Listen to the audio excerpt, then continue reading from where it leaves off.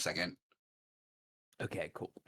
So, who wants to try to recap what happened last time? With the acknowledgement that it's been like a full calendar month or so.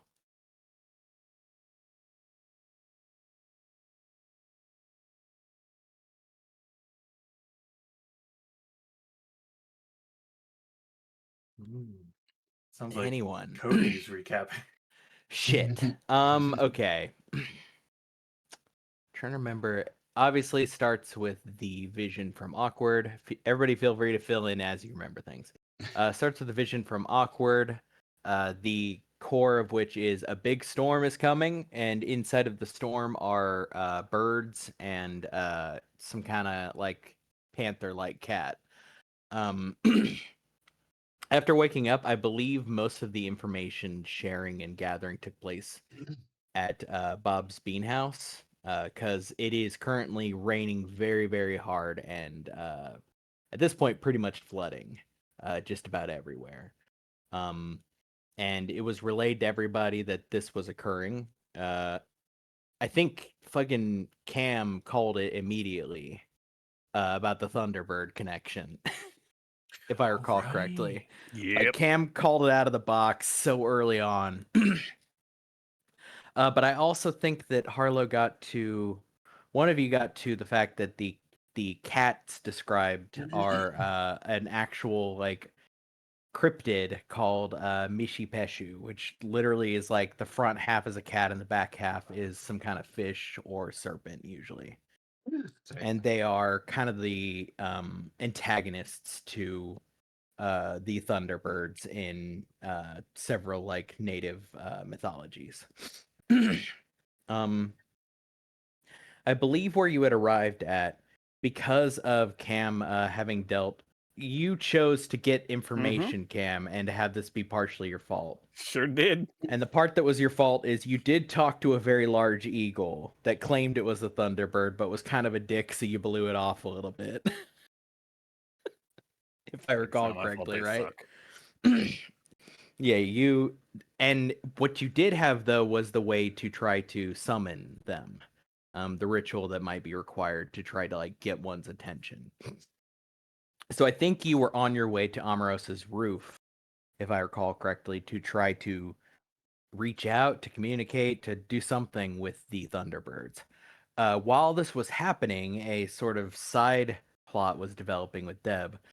Cam, you got a little bit of information about it as well, but Deb, you were informed by your boss in a very uncharacteristic way for him that there is something on the way that is a direct threat to JJ. Or not to JJ, Maddie. To Maddie, thank you. And that the whatever it is appears to just be a guy. Although that was what you had until Cam offered a few more pieces of information. Because Cam got a piece of information from I believe it was the ghoul. Oh, by the way, Ted, I just saw your one shot thing. I'll let you know. Yeah. I looked at the chat and went, "Oh shit!" I definitely glanced at this on Discord at work and was so stressed that I just set the phone back down and forgot all about it. That's fine. I was gonna bring it up later. Yeah, bring it up during game. Yeah, I'm scrolling back to know exactly what I sent to you. The ghoul establishing contact entity on its way. FBC clocked it, stopped it on the opposite coast, started walking around. Yep. Designations of collapse and divinity. Yeah. The designations for collapse and divinity you would know. Divinity means it is somehow related to something religious. Collapse means that essentially it could cause a consensus collapse where it would do something so public and just outright supernatural that it would command enough attention that if everybody started believing then that it was real or feeding it power, it would become much stronger than it would otherwise be. And there are a lot of similar things like that, right? A lot of what you do in terms of like tending the ducks, or did rather, was just making sure that things were satisfied enough to stay away from people or to not intersect with people in that way. Especially in like a smartphone age, right? So yeah, I think that's all of the relevant information. Anybody? We had a lot of failures, if I recall correctly. Specifically, I think Amros tried and failed to investigate several times. That's my XP farm. Yeah. And yeah, we ended with a scene of the guy walking down a dark road with like only illuminated by the moon above and getting pelted by a little bit of rain as he stops for a moment and shot somebody in the head who was hiding behind a tree a little ways away and kept walking. So yeah, we come back to, I believe you were all, I guess first question is, you're leaving Bob's Bean House. What kind of vehicles are you taking? Because the water is not showing any signs of letting up. Harlow, you're going to have to probably go out the back because the front at this point is completely sandbagged so that you don't flood the main area. Okay.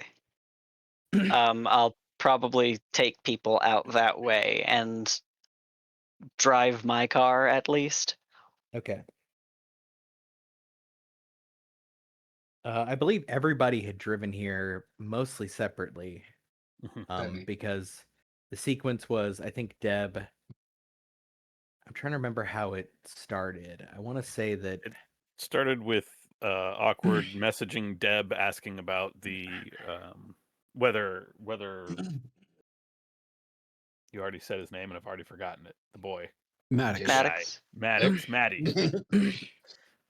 Was related to the rainbow birds and all of that stuff. Deb showed up. The two of them messaged everyone and headed over to Harlow's. So they arrived together. Omeros arrived in the way that Omeros arrived. yeah, Omeros did Omeros. Cam drove over in his regular car. Yeah, and everybody, I do believe, described their rain gear at the time, which I suppose was moot given the month it's been between now and then. So you could... the distance between the episodes means that nobody's going to catch any costume changes. We're wearing all winter coats now. Yeah. There's some snow mixed in, like they're clearly shooting it at a different time of year. Weather's crazy, am I right? I can't believe it's already December. It was just yesterday. Okay, so you all, Amaros, do you just blip immediately over, like, don't even bother with the wet? Where do we have to go? Actually, wait, Amaros, I'm pretty sure you walked over to Bob's Bean House because you wanted to be in the rain. Yeah, I walked. Yeah, I think I remember that.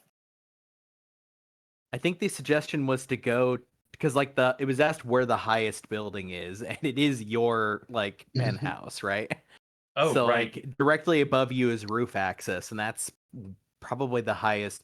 The only thing closest, there's a bank on the opposite side of town that is still a little smaller than your building. Hell yeah. No, I'll ride with people. I mean, if there's room. Always room. Hell yeah. Yeah, Amaros, I think the most off-putting thing about Amaros interacting with the rain is that at every point, Amaros looks soaked, but the robe looks completely dry.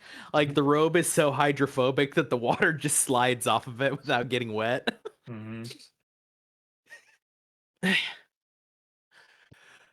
Okay, so yeah, you are headed over to Amros's apartment. Amros, you know that there is you never use it, and most of the time nobody really has to because there's street parking, but there is technically a parking garage that's elevated a little bit. It's on the back side of the second floor on the opposite side of the building from the street. So you don't know how many spots are back there. It may be full, but you could, for instance, some of the people who are driving cars, right, and not big vans, if they don't want to get flooded on the street, they could potentially park up there. Okay. Yeah, I checked to see if there's space for Banderon. Yeah, there's a few. It does seem like some of your neighbors may have already left the city. Fair. Or That if just not means, left the city, yeah, they more. left here. Yeah, more room. Okay. So yeah, anybody who wants to park there can. Yeah. Yeah, let's say we'll pick back up with everybody getting into Amaros's apartment to start with. Because the roof access that you have access to at least is connected to your basically the antechamber in between the elevator and the rest of your home.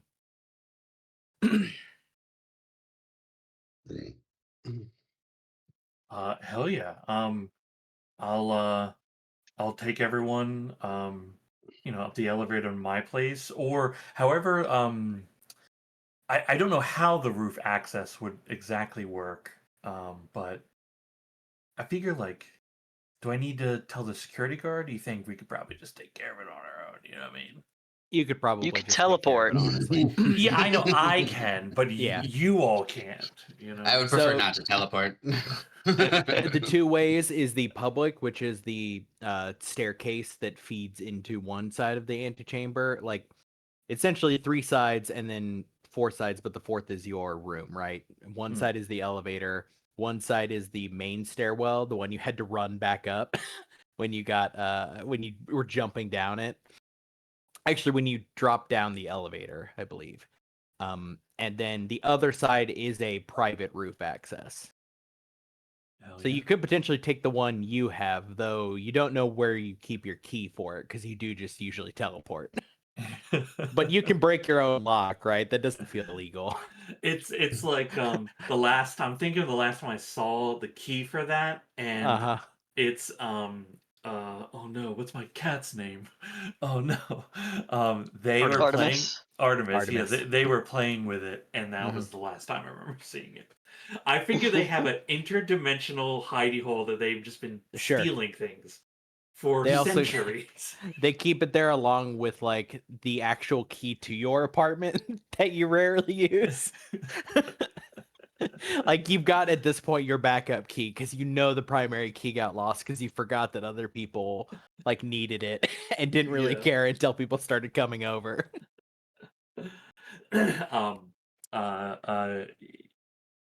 Yeah, I take them through whatever the public Mhm. access way is. So yeah, you all find yourselves on a very blustery, very, very high up and very, very wet rooftop.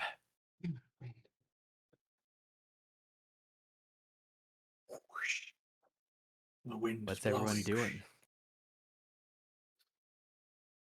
doing? I forgot. Are we supposed to be naked? Nope, definitely not. If I'd been really thinking about it, I'd have recommended we all get it in our finery. But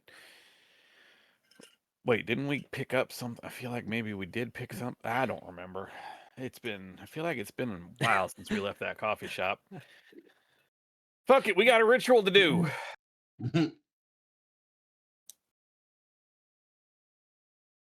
Okay. I, Ted, Cam, don't know what the ritual is, but Cam does. Yeah, Cam. Functionally, it's really just a matter of most of it is a matter of intention, but it's drawing out a circle and making an offering of some kind. And really, the offering just has to be something that you value. It's a fairly standard way of summoning entities as far as it goes. The real trick is in the circle you're using here, which is very explicitly Native American in origin. What have we gathered to make a circle that works in the rain? It's raining, right? Well, It's a good question. if it's like a medicine circle, then it's pretty easy. We just have to have the 4 things, the 4 True. elements. We'll be able to draw a circle, and we have some clean water, some dirt, and if we can get some incense burning and some candles, we're set. Well, that's like the thing, right? You're talking about putting candles out in the rain. Yeah, but we just stand over him. Yeah, all right. Yeah. Yeah. Yeah. It's like a slight retcon to Harlow driving back to his house to pick up like a satchel full of like his go bag, which is just ritual shit. Yeah. Like didn't know I was gonna need my ritual stuff today. I'll at grab work. stuff from my apartment, like some plates or large things we can hold over. That way, just little things like that if needed. Yeah. A little pan or something. yeah, precisely. Okay. Cam, Artemis, I will. I put Artemis in a little yellow raincoat. They hate it. And They hate booties. it. They hate it. They keep like trying to position themselves below you, but the nature of your garment makes that actively worse for them because the water's just streaming in a straight line down onto them. Okay. So Cam, the way I will do this is either I know what you're gonna say. I'll just skip to that. You can do the help out roll to whoever is doing the magic if you'd like to. Because you're essentially advising on how to set up the circle. There's a part of me that just wants to.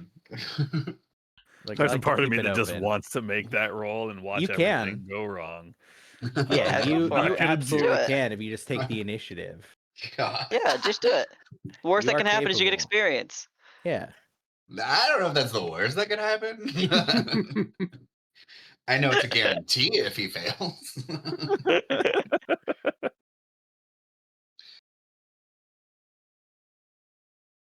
Do you go for it?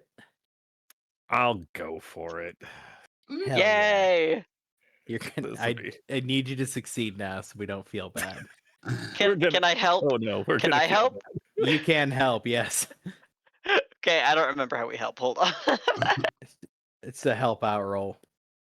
Okay. All It just right. defaults to Game is so critical, I complicated. think. Well, Ugh. No, you cannot. okay, let me get my notepad out. I don't know why I didn't have my notepad in front of me. I just thought it would be longer. This will be fine. Yeah. I only have a minus one weird. It's fine. Okay, yeah, give me that roll, Cam. Yeah, we knew this was coming. Oh we my God. We knew this was coming. How We is both got What? experience. It should be like double experience. We knew this was coming. I almost said something, but I didn't want to predict it. How do we get you one. and Will Wheaton in the same room? You rolled Do you want snake to eyes. die, Adam? Okay. So, between the two of you, you've got a circle that looks about right. But no one is standing over anything that's supposed to be kept alight. Sure. I mean, I have drawn my half of the circle in my basic chalk. yeah. It's already yeah. gone. I've Well, drawn like, all my sigils with salt. That's all been washed away. right. But like, Harl would be the first to tell you it's about the intention. And you did do this with a lot of intentionality. if Yeah, nothing I else. sure fucking did. God, I really But I don't am see this sweating over the motherfucker. fact that I'm sweating over the fact that I don't know if any of us Right. are allowed to be doing this. Sure.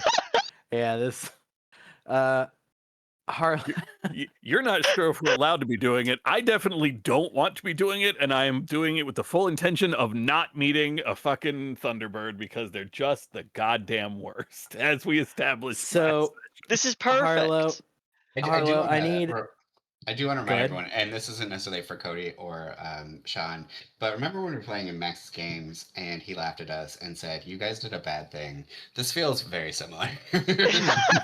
I mean, we don't know that yet. Well, we dropped To be fair, nuke. To be fair, Okay. I think this will be fun. Okay. I also thought the bomb was also fun, so. You made a comic out of it. So, Harlow, here's what I'm gonna need, and you're not gonna like it the most. But this is a rare example of a stacked fuck up. So Mhm. I'm gonna need a a use magic roll from you that's at a -2. And Okay. also for the first time ever, I'm essentially going to evoke disadvantage here. So roll twice and take whatever the lowest one is. Yeah, that's fine. Okay. Oh wow. Aw. Okay. Oh! Look, Harlow, look. It's just that Woo! easy. It's just that Just easy. another goddamn day, It's fuckers. just that easy. Hey, sure. It is a 7's a 7. Okay, so Yeah. we get to pick a glitch, I believe, right? Uh-huh. Uh-huh.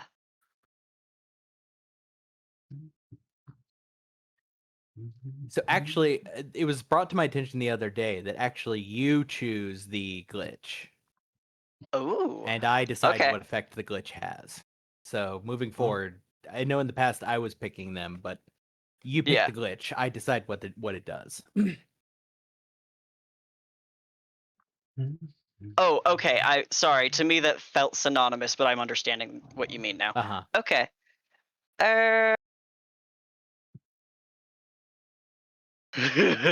The effect has a short duration.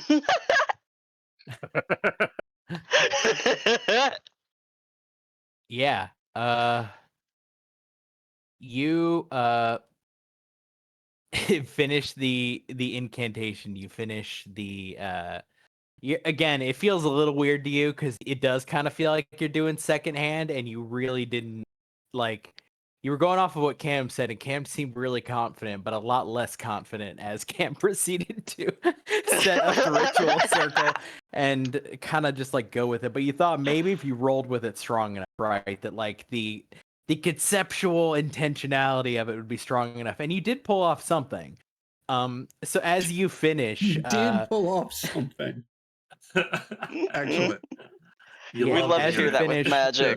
We love to everybody hear it. give me an act under pressure as a lightning bolt makes Knew contact it! with the top of the roof. I swear to God, my next character is gonna have all the points and act under pressure. They're only gonna be there to act under pressure. I believe this counts as a mystical effect or It certainly does. phenomena. This is just another day to you. Like, fuck it. I don't Yeah. know. And lightning. Holy shit. Whoa, Octo. Damn, dude. Whoa. I am not going to take any plus because I feel like it's absolutely appropriate for Cam God, to get hit that's by worth a lightning here. -1. Oh, with your one. Oh,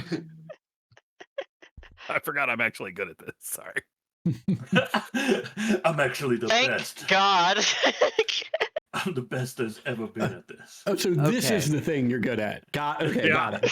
Got it. What are you both carrying with you right now, Cam and Deb? What am I carrying? Yeah. Probably just my phone, like just my stuff. Okay. My normal everyday carry. I didn't expect to be on anything major. Sure. Yeah, my normal everyday carry, 9mm tucked into the waistband and a big ass fucking knife. God. She's so cool. Nice and nice. Okay, so assuming that you both have your phones on you, the hard Yeah. choice I'll make here is either your phones are going to fry or one of the weapons you have is going to get slagged. As someone who's lost their phone on multiple occasions, it's not that bad. Oh no, I'm definitely losing a phone. I'm not carrying a weapon. Right. The third option is you could Well, I take guess I have a damage from the sidearm. lightning, but you technically succeeded, so I'm giving you an option to not take damage from the lightning and assuming that you'd rather do that. It is technically an option, though, if you would like to take damage from the lightning. Yeah. Yeah. You do? That feels more appropriate.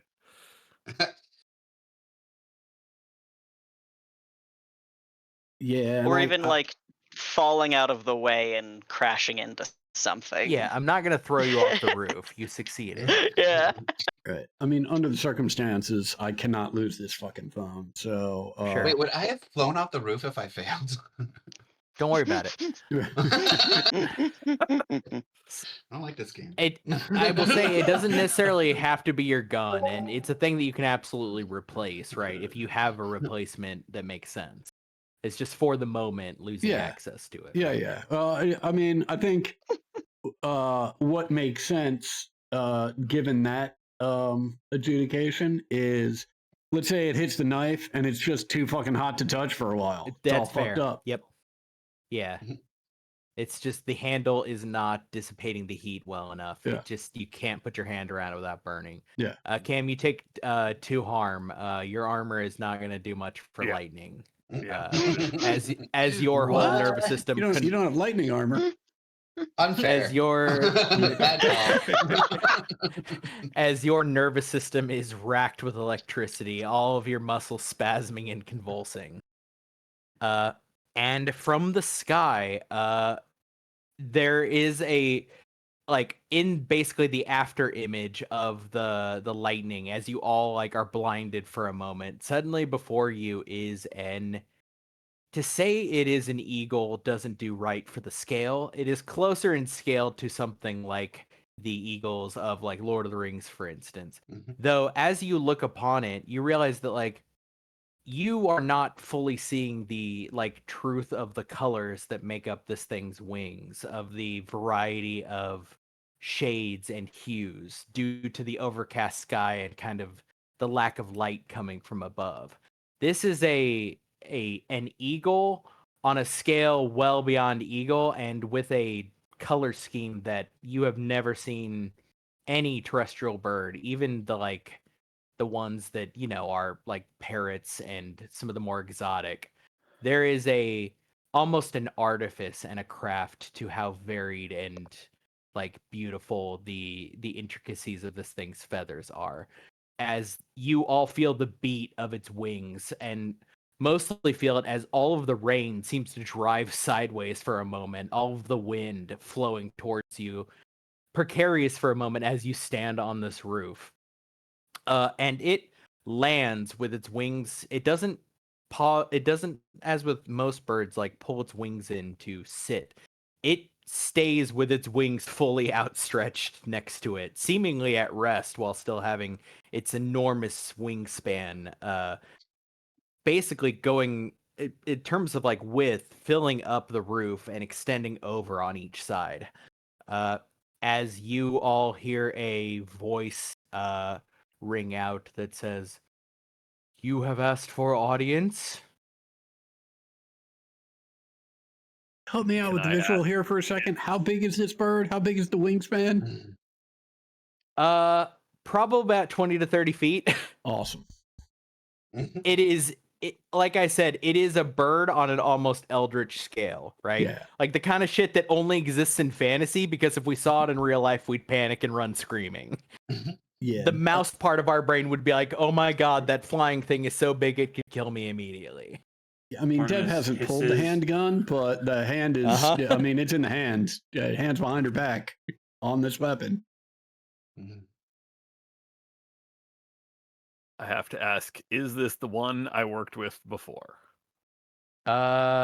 You don't think so. That one looked like maybe like a big fucking eagle, to be sure, but not whatever the fuck this thing is. Okay. Nice. Maybe should have This decided thing, which of us was gonna negotiate. right? Cam, to be clear, this thing feels more to you like what that thing was pretending to be, right? This is the I grandiosity dealt with with a which that thing was juvenile carrying. before. This is Yeah. an adult. It was carrying itself Great. like it was this thing, and that was why it seemed so ridiculous and stupid, right? Because it had the kind of britches that this thing did. It just happened to look like a big eagle.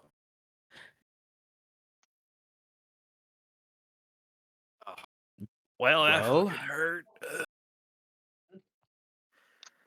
Hi, Cameron O'Brien. I dealt with one of your kind before. I cannot help but notice that you are not kneeling.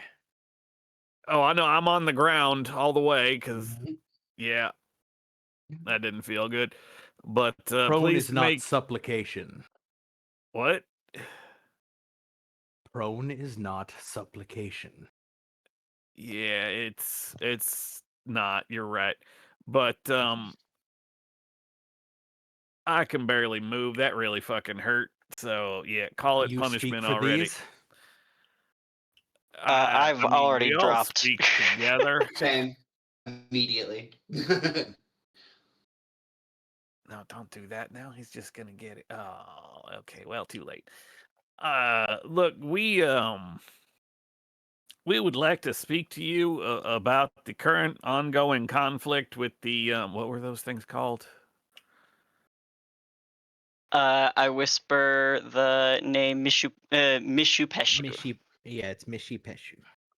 Meshipish. Yeah, thank you.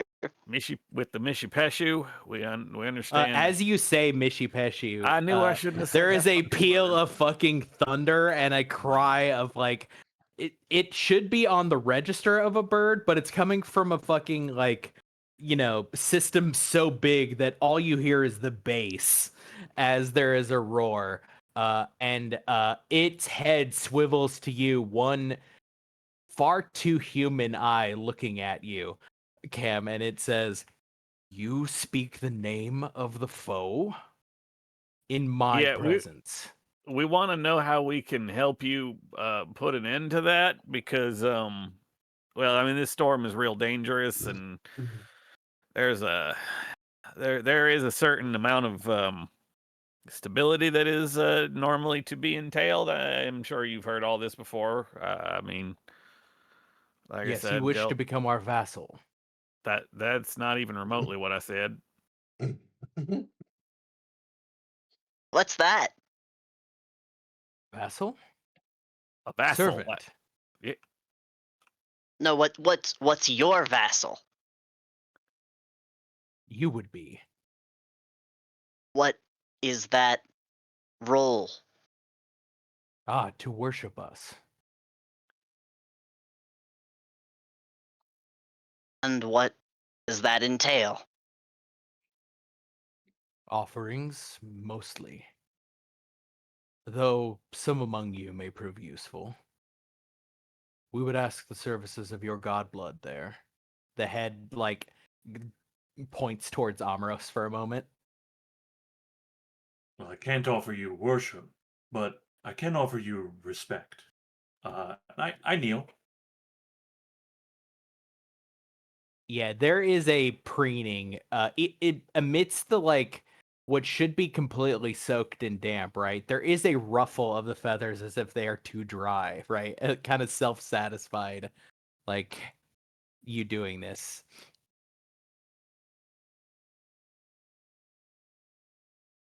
You have summoned me here. because we want to help you put an end to the conflict. Yes. You would like to help us kill the lords of the underworld. That's not. I mean, You speak their name. Do you not know what they are? No, I know what they are. I just meant I mean, killing them. That's not exactly what we were saying. We're trying to find a way to end this conflict quickly. I mean, we've had definitely periods of peace between your two people before when we didn't have storms raging, threatening to wipe everybody out. There is never peace between our people. There is a what do you call it? Like a détente.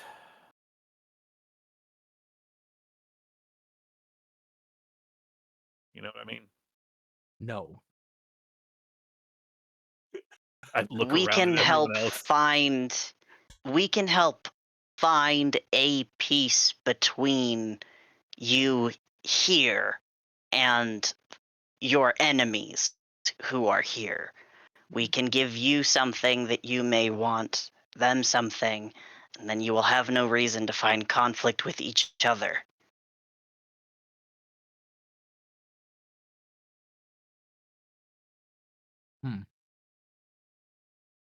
You spoke of the storm. This is your Yep. concern? Among many things, yes. And you concern yourself with the settlement?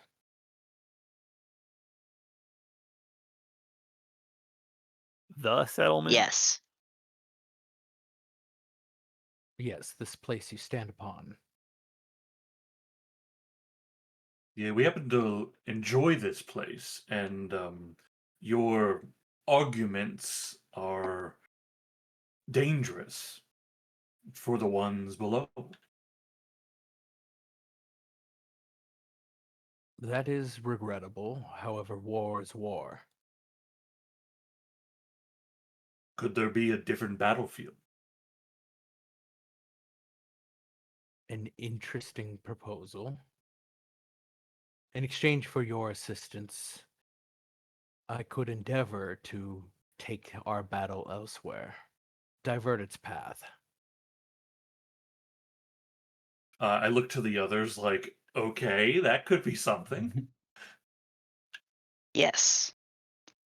What would you ask us to do? It would require you to get involved in the fight directly, to kill as many of them as you can. Allow us to steer the course of the combat. It is evenly matched as is. It needs not be if you want me to do what you have asked. Mm-hmm.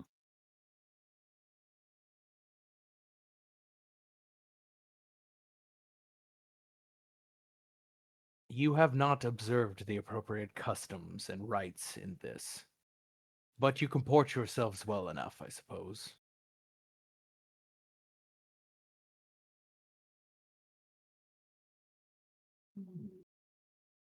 So my bargain stands. Do we? We will think on it, and we can summon you again here if that's okay when we've had time.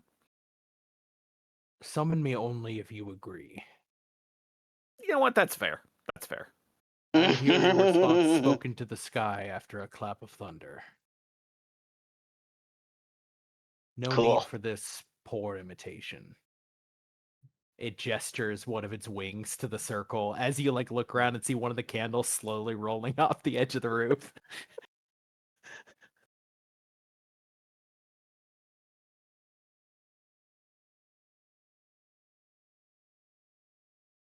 Is there any more business here?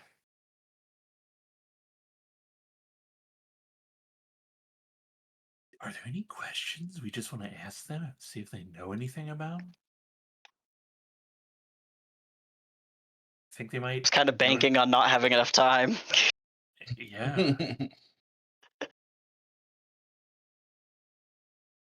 We could ask. I'll just ask. There is a thing coming towards this town, towards Beeman Bay, towards your home. We don't know exactly what it is, but we do know that it's a serious threat. Just wondering what you might have seen. I've seen you have, only pitched combat in the previous days. If you would have me divert resources to look for what you speak of, what will you offer in return? No, that doesn't seem necessary right now. I mean, we got eyes on. Well, someone's got eyes on it. With a beat of its wings, it says, "Very well." And there is a moment where you see the wings beat once, twice, 3 times, 4 times, 5 times, as it inexplicably begins to rise. Seems way too big for anything to be able to fly like this. And there is a everybody give me a sharp roll. No no failure condition, just to see what you see as this thing takes off. Oh my god. That's my second one in 3 rolls. What the hell, dude? Hey, you know what? We got it out of the way. We got it out of the way. Ted, Sure. I think we got it from here. Actually, this makes a lot of sense. Cam, you don't there's a moment where your glasses get blown askew, right? As you look down and the rain gets in your eyes for a second, you don't catch it. Also, Amoros I'm and both hurt and don't give a fuck because oh yeah, no, your hands are still clenching and I unclenching hate these painfully. guys so much. The 7 to 9, there is something deeply wrong about the way the thing flies in a way that's really hard to pin down. For those who rolled a 10, the two of you weirdest boys, there is the flapping is only really necessary in liftoff, and then there is very clearly a point where this thing is flying supernaturally. Like that it is being lifted up. Its beats do not correspond with the effort it would take to hoist it skyward. Yeah, it takes off. There Dope. is a moment where as it's flying It's like towards it's doing that just for show. It's like when Poochie flew to the moon and they just pulled the cell out of the. as it gets close to the cloud cover and begins to like match it, there is another peal of lightning as several bits of lightning seem to fork off and slam into it at once as it disappears. That was So the pretty cool news is, yeah. The cool news is he did tell us that the whole situation's evenly matched. So if we learn that this is maybe not the smartest group to ally with right off the bat, we've got time to make a change. We got time to make changes. Yeah, that's why I thought it was best to get back to him on that answer before we start trying to kill the Dead Realm cats. My thinking is if it's so evenly matched, then we might be able to just strong arm a piece just in terms of whoever starts shit, we're gonna end it. So, but that's sort of how the DFA would have operated. Been like, hey, if you start anything crazy, we're gonna ally with your enemies to put you down. We'd rather you all just live, not necessarily in peace but quiet. It works sometimes. It's actually kind of scary how many times that works. Hey, can I ask you something? Is my hair like completely gone? Because it feels like it's just not on my head anymore. I run my thumb over your bald eyebrow. No, I mean, look, the hair on this side of your head looks just fine. Turn Yeah, a for little me. marker, a little Sharpie here and there.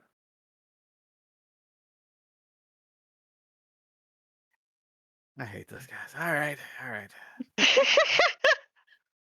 Let's stop by the wig store.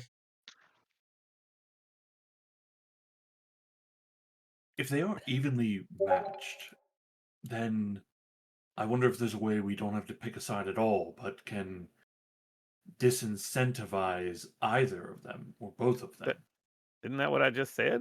I don't know. Did you say that? It sounded like we used different words. Okay, you know what? You got me there. Those were different words, but the sentiment was largely the same. Oh, okay.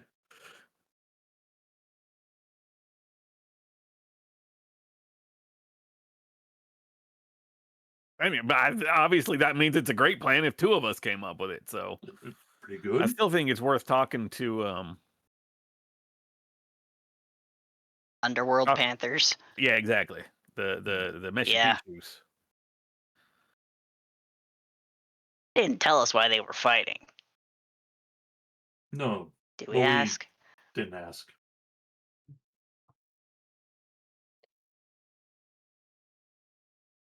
Should we Awkward. call them Also, back? I mean, we did offer to negotiate on his behalf, and he did not want to do that. So I think that helps.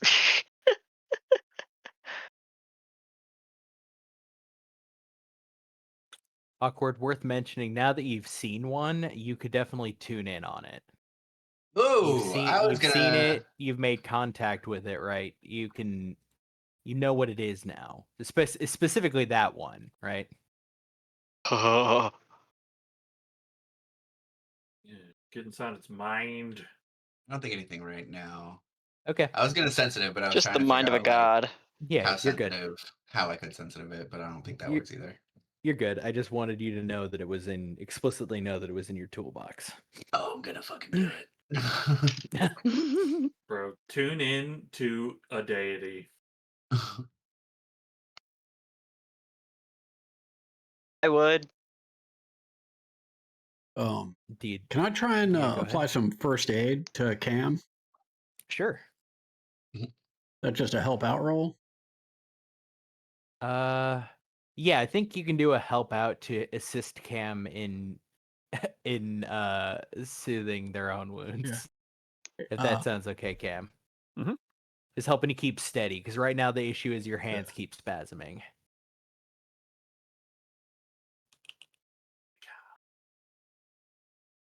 God damn. I'm so tempted to be like, can I have preparedness for Ativan?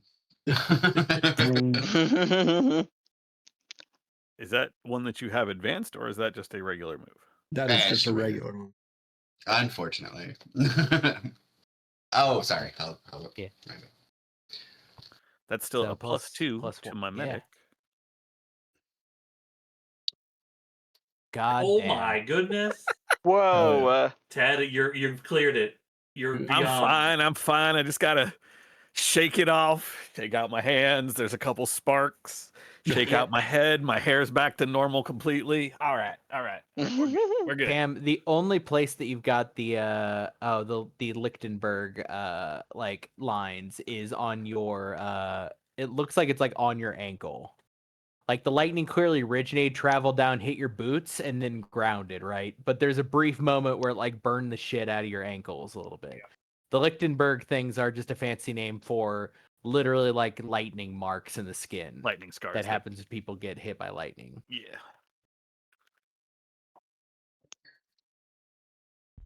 Okay, where do you guys go? What do you do? All right. Well, I got us to the Thunderbirds. Do we have any idea how we would contact the Meshipishu? I can try to find that out. If not, I'm kind of thinking we can move in the similar direction, just better. I think we could do it. I think we could try this again. You mean the yeah, I'm gonna ritual? leave that to you this time. I have no idea how it's supposed to be done. Okay. I'm going to try not using burning cigarettes for incense this time. I think that will help.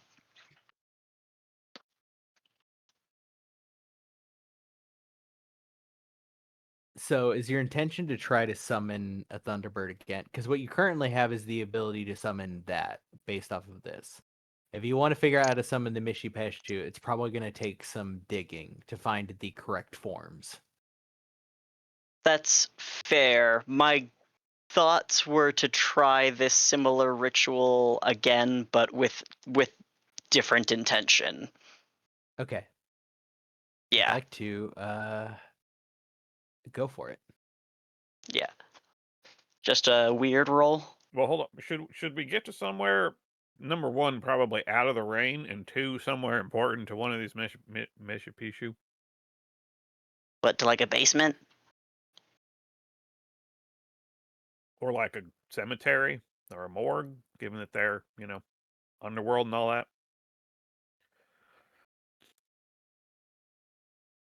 Sounds good.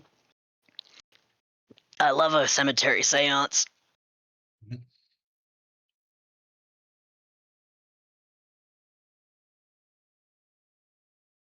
Yeah, we get spooky and go to a graveyard. Okay. It's still storming. Yeah. Oh yeah. Yeah. Yep. Okay. Just making sure. I mean, there are a couple graveyards, right?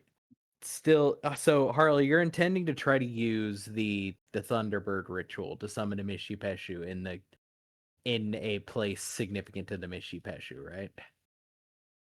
I am thinking of what we have discussed of what is important about the ritual, which was intention as well as what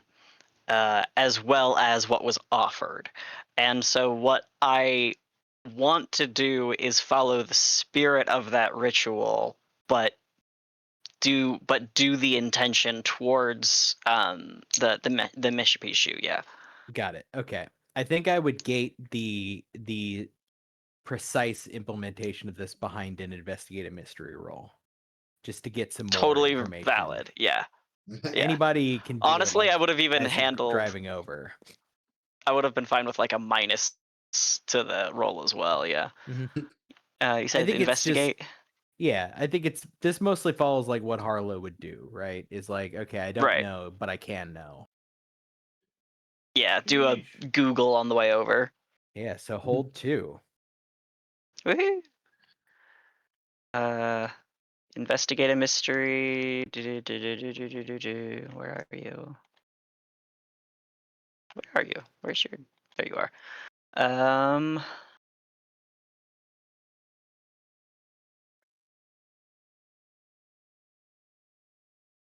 What was it going to do?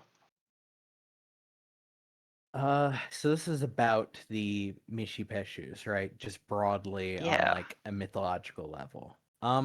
Yeah. You get Yeah. a lot about these things. To call them underworld associated is sort of an oversimplification. You're realizing fairly quickly that, as with the Thunderbird, this thing has a corresponding amount of diversity or like fragmentation of belief. Sure. Tribe to tribe differences in what people associated these things with. Though there is quite a few like that have some literally call them like manitos, right? They're water spirits. Right. Some call them like underwater lions, horned serpents, etc. But the idea of the Mishipeshu is really more of the through line for all of them is always associated with water. They are guardians of the water. They are associated with lots of like what you would like what is it, in the way of what does it do or what can it do, right? Yeah. Mythology wise, they take the role of the trickster a lot of the times, or of the negative force in the story, right? The one Mhm. that pulls people to.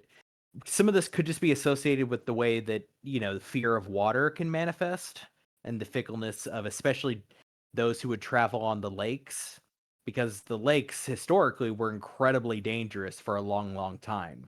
The way tides work on a lake is pretty brutal.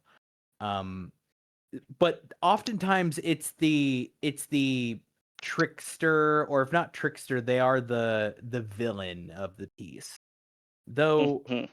that isn't completely universal, right? There, as with like the Thunderbird, as with a lot of mythologies, there's a diversity of thought for how they work. What they can do though is constantly be fucking fighting with Thunderbird, because the two are just diametrically opposed to each other. It's a fairly common through line. If you hear about one of them, you hear about the other in the same story, or at least in a lot of the quote unquote best stories, right? Okay.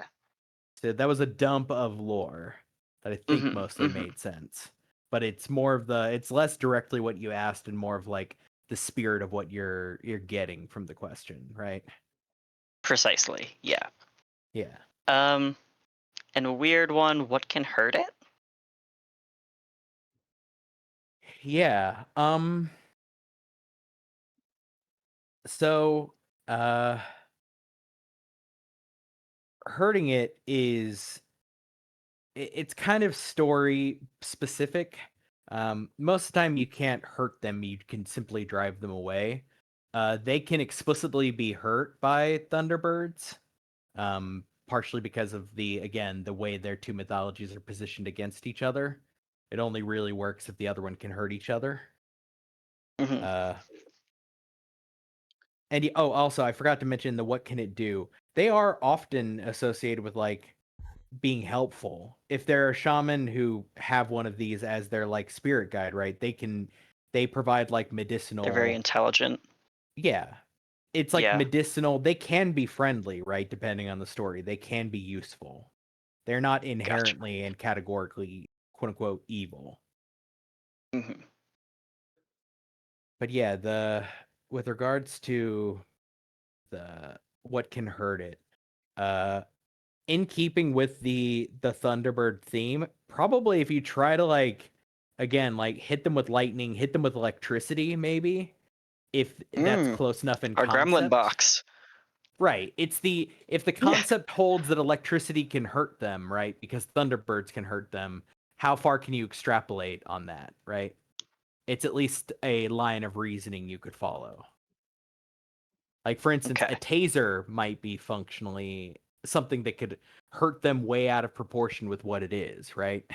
Which is what I was going to ask if I brought today. Fair enough. I think it's sharp. Sorry. Yep, sharp. But yeah, I think with those questions, though, you do have a better sense of like Ooh. what your yeah, you left it in your spare room. Yep. You do have a better sense of, I would say the thing that I'll give you for investigating mystery that's most useful is there are several places that could work. Your idea of a basement could work, or being somewhere underneath the earth. Graveyard could potentially work. Going down to the bay could work. You have options for ritual site. All of them equally as potent as you believe they are. You know what we haven't done yet? Go to the goddamn bay. You want to go down to Lake Michigan? Down by the bay. Yes, let's go. So yeah, you're all like going towards actually, what vehicles are you taking? This does become important as the weather gets worse. I got my car. Okay. I'll sit in your passenger seat, Cam, and Google. Is everybody else in Deb's van? Rather Sienna minivan. Okay. As the call goes out, not let's go down to the water, not the graveyard. I'm gonna need Cam. Give me a driving roll.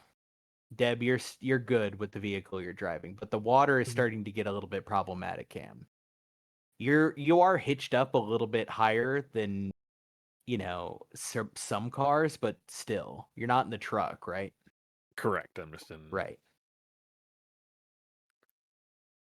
I'm going to need you to clarify what a Sorry, driving act rule. under pressure. Okay.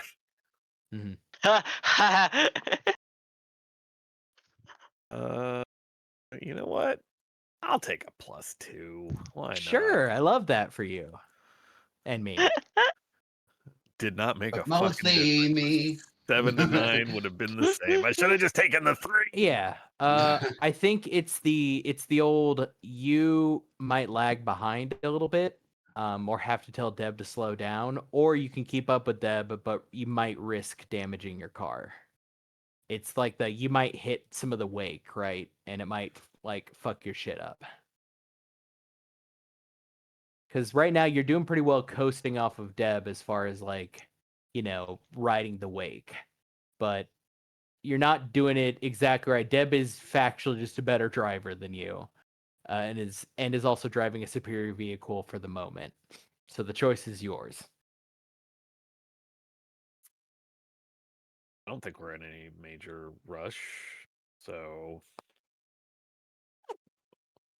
I'll slow us down. Maybe the storm will end by the time we. Yeah, Deb, The storm's not going to end, Ted. That's what we're doing. We're trying to end the storm. Remember? Nah, it's fine. I look in the rearview mirror and see him slowing down and try and match We're not his going to get speed. there. The storm's not going to end if we die on the way. Deb, actually, So we'll take our time. Deb, give me a driving roll yourself, to see if you can help guide the car behind you, right? Basically keep the exact right speed to make sure that he is always within the, like, not getting hit by the wake, right? Okay. It's just basically like water drafting.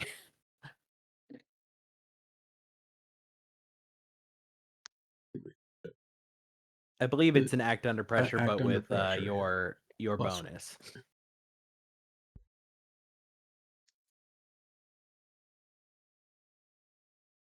Yeah, it's same thing. You could potentially risk damage or just go slower, right? But Yeah, I'll just go but slower. with that roll, you can make sure that Cam gets there. Yep. It's just going to take you guys a bit. And I think to go properly slow, it is about like an hour. Most of what you're having to do is reaching a street where the water you would be able to go through potentially, Right. Deb, without flooding, but you cannot guarantee that Cam wouldn't flood out with when the water slapped back in, right? Or would just flood out outright. But yeah, you all eventually make it down to the bay. There is, as Awkward saw in his vision, like kind of the remnants of what used to be more of a fishing industry. At this point, it's mostly just like industrial stuff. There is some shipping and receiving here. You know, any city on a coast has a little bit of those, a few like warehouses, those things. But it isn't super robust. It's not like a, like a whole fishing town setup. A lot of like, boardwalks that are mostly abandoned, a lot of like warehouses that are only partially full. Fairly uninhabited as far as it goes. Any place in particular, Harlow, or are you just trying to find the nearest like pier that you can get onto? Yeah, on a pier, but out of people's way for Yeah, sure. because there is a Like public below pier you could traffic, go but to, but yeah. yeah, I'm Yeah. literally not trying to make a spectacle. Yeah, easy enough.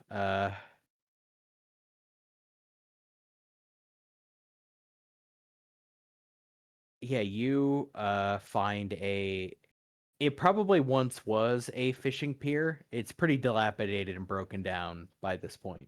But it is secluded. It's tucked a little bit further inland, and it's kind of sheltered from view on each side by some of like two big warehouses that look abandoned.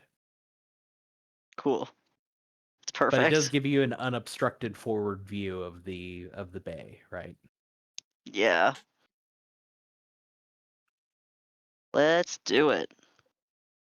Yeah, do you set up the circle on the like the dock, or do you try to Yeah. like do something in the water itself?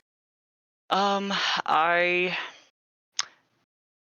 don't think that I trust being in the water. Feels very dangerous. Okay. Give me a use magic. Anybody who wants to pitch to me how you help out, you may do so. Actually, I kind of like the I'll help symmetry of out. Cam helping out with this Yep. one. Yeah, of Cam helping out. I know what we did before. It's fine. There you Okay. go. That's +2. Yeah, with your special All right. shit. Yeah.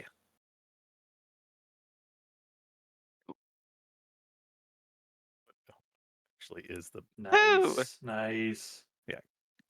I exposed myself to trouble or danger, but I grant them a +2. Mm-hmm. Yep. Noted. Guess that means you're talking again. Just being open. Just being honest. Okay. There, as you finish, there is long moments of kind of that like a heart, like gut dropping, like nothing, where you're like, oh shit. Either is it worse to have nothing happen or to have a light from the sky? Probably nothing, but it doesn't feel. And as the thought like begins to take off, the water in front of you first as a ripple, and then as a steadily growing whirlpool at your like directly below basically where your feet are. Uh, do all of you stay like directly over where the whirlpool is, or do you back up? I stay. I'll back up. Back up. Yeah, I'm definitely. Definitely backing up. What about you, Cam? I feel like this is why Cam is in danger. I'm trying to Sure. back up, but it's not. Humros, you're planting your feet. Yeah. Okay. Two of you up front give me an act under pressure roll as the bits and pieces of the dock are like pulled. Like it seems like the support on either side, the beams are pulled apart and sucked into the vortex as it's forming below. The whole thing doesn't Insane. fall out, but they're like pieces of it are getting ripped down by the force of like suction. Holy. I'm playing chicken with this thing. You said act under pressure? Yep. Okay. And Cam, you as well. Yeah. I'm deciding how much of a bonus to take to this one. Take another 2. Nah, we're taking nothing. I already got -2 sitting over my head. Okay. Oh, yeah. Yo. So the way this works, Amros, is you will have a +1 to all like ongoing negotiations with the thing, but you will take I think you have 3 forms of mitigation, right? So only one harm would get through. Yeah, I have a lot of stuff. You have 2 armor that's magical, and you also have a reduce by 1 harm when you are hurt, I believe. Yeah, when I'm hurt, I reduce it by Yeah. 1, yes. I would also at so- this time like to jinx Amros. Sure. Give me that roll. Yeah, sorry, there it is. Hey! Wow. Cam, by you have I act have under this pressure. advanced. Yeah, Yep. okay. You get a +2 to all negotiations with this thing as you simply plant your feet and do not move an inch as the like dock, almost like icebreaker style, like collapses away below you so that you are standing kind of teetering on the edge of like one support pillar with a little bit of like wood in front of it. Amros a few steps behind you on his own like tenuous thing, but you are definitely the furthest out from everyone, who is all back safely about 5 to 10 feet behind you. There is a moment when the vortex like is going down enough that you're wondering, Cam, as you especially can look straight down into it, like, will it reach the bottom of the seafloor? And there is a huge, like, and very sudden inversion as a water spout fires up from the center of it. The whirlpool itself collapses all at once, all of the water driven up. You are drenched, Cam, as the water thunders up. This is the harm that you take, Amaros, as the water smashes. I think actually it just catches you a little bit underneath your armor, right? Like it just Yeah. comes directly from below and sort of like bruises you a little bit on your legs. Cam, you plant your feet, no problems. And in the still water left over after the plume settles back down is what looks like a very, very large, probably like the head itself might be the size of your torso, Cam. It's each of its eyes is easily the size of one of your hands. It has horns, but other than that, it looks like a very large panther with its front half poking out of the water. The unnatural thing, I think, beyond the horns and the also weirdly human eyes, though they are much more yellow and more cat-like, is that there is no like bobbing that you would expect from a thing treading water, right? It is completely still in the water as it regards you. It makes eye contact with you, Cam, and silence settles as it seems to be waiting for you to speak. Hey there. My name's Cam O'Brien. These are my friends. They can introduce themselves. We are here to speak to you about the ongoing conflict with your enemies. I will spit the Thunderbirds. Uh, I will literally spit before saying the Thunderbird. yeah. This enormous cat's mouth moves in a what in lieu of like that like old fashioned dub, right, where it's like they just move an animal's mouth and it makes the noise. It moves with the correct human form as a deep feminine voice issues out from within and says, "You've summoned me here for what purpose precisely?" Well, see, we need this storm here to subside, else it, and I will gesture at the broken docks, it risks everybody here. And, well, as you know, there are there are groups of us whose job it is to make sure that this sort of thing does not spill over into threats to everybody. And in furtherance of those, not pact, in furtherance of those bargains, we have already spoken to your rivals, unfortunately, and we are here to well, basically to put forward the same idea of how is it that we might be able to convince and work with you to get an end to this here inclement weather. There is a long moment of pause. The eyes now are flickering to the group, kind of past you, Cam. First to Amaros, and you do see a slight widening of the eye on Amaros, and nothing much on the three further back. And it says, "I smell the bird on you.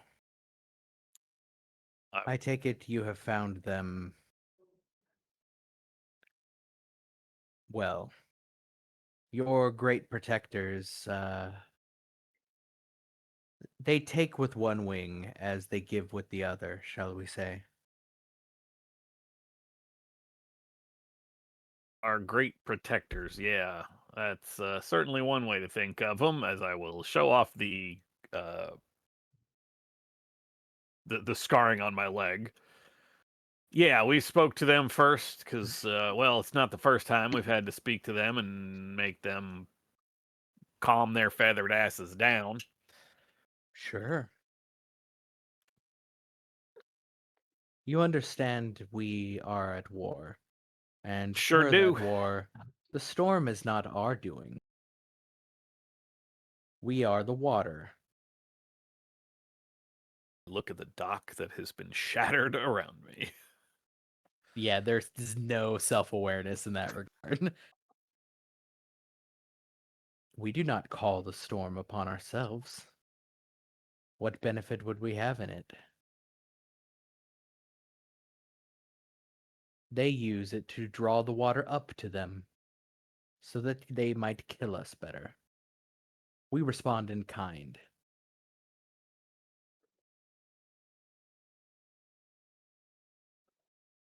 Yeah, I'm gonna be as forthright as I was with those featherheads. I genuinely am not real concerned on which side of your conflict wins. It is more that we need this conflict to stop. And from what we understand with the from our previous conversation, this conflict seems to have been going on pretty even keel for a while. I will look around at everybody, like, right, confirming. I'm not imagining. Let us Nod. dispense with this human and simply say that you have called me here to ask of me something. Skip to that part, for I have a war to fight. Yeah, I want you to stop fighting your war. That is a Yeah, it's a big ol' ask, I know. non-starter, I believe your term is. We are what we are, which is anathema to the birds. We fight them, and they fight us. Yeah. Can you just do A it somewhere else, not here in Beeman Bay? not without disadvantage to us. Disadvantage we can ill afford. In most of the stories, they tend to win.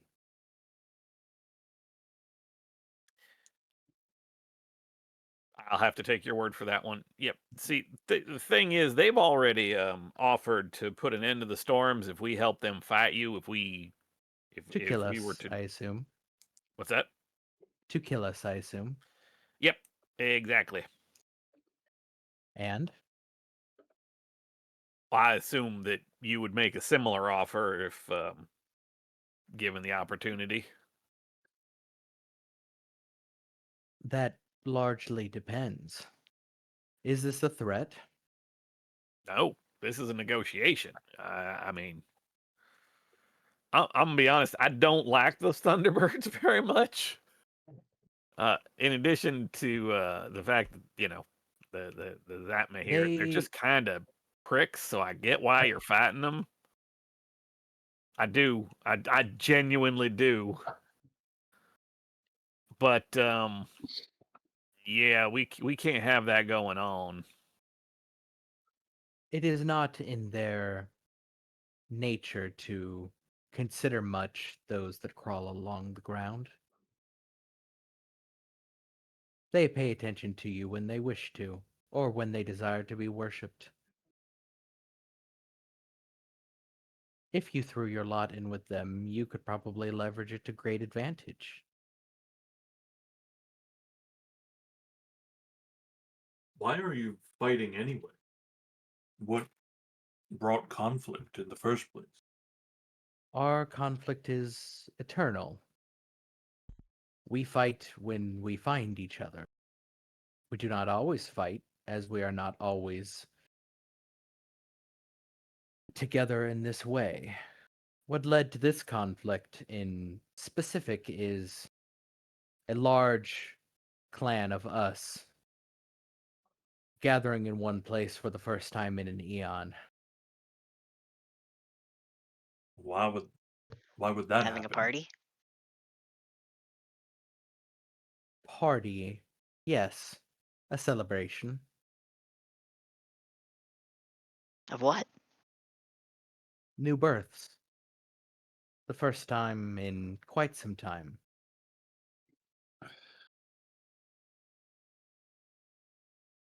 We are Genuinely, congratulations. very old, you understand. The term you reckon our time by is immortal.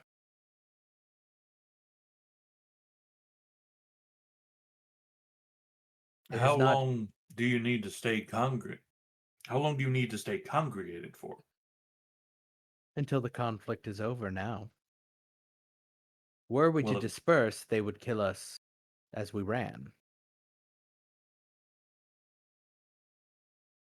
Or swam, I suppose.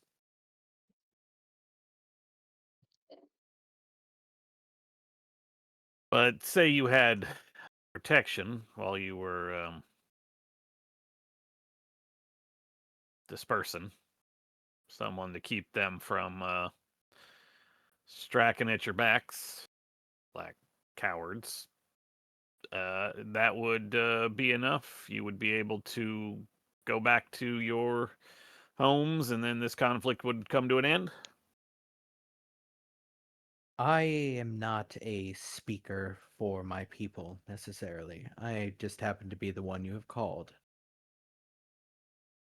So I cannot say for certain if the losses we have sustained thus far would be enough.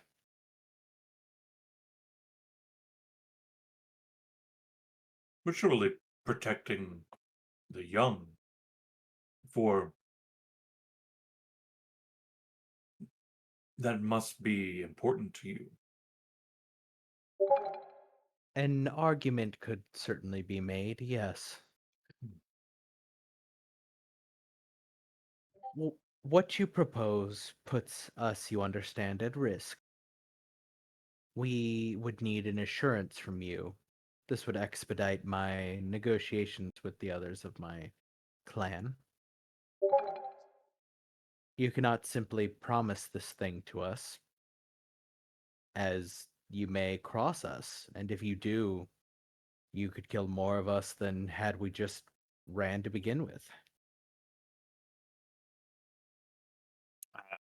I do understand your trepidations. I do get your concerns. Um, Before you proceed, also consider the enemies you would be making. You seek to insult a prideful, glorious, I must admit, but haughty people. Not all, but by their name most.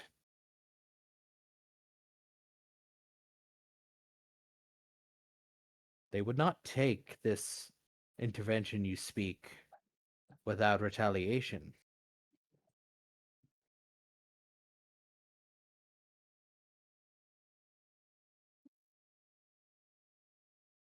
yeah, I hear you. I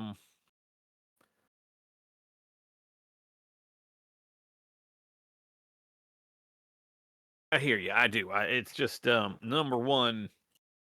My biggest concern here is simply getting this here storm ended, and that means ending this conflict. I have no desire to find myself in some sort of worship or vassal of those things. So, not that you have any reason to take my word for it, other than the.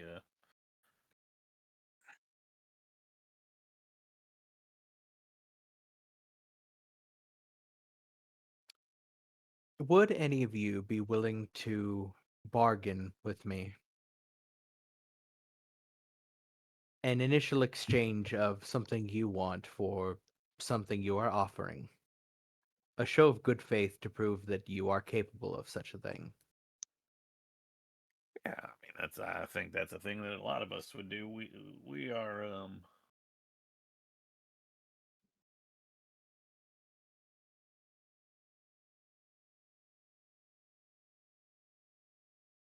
Look, I'm gonna be real honest. It kind of sounds like y'all were minding your own business, celebrating this thing, this new life, this new one of you, and the Thunderbird sort of attacked you at a spite.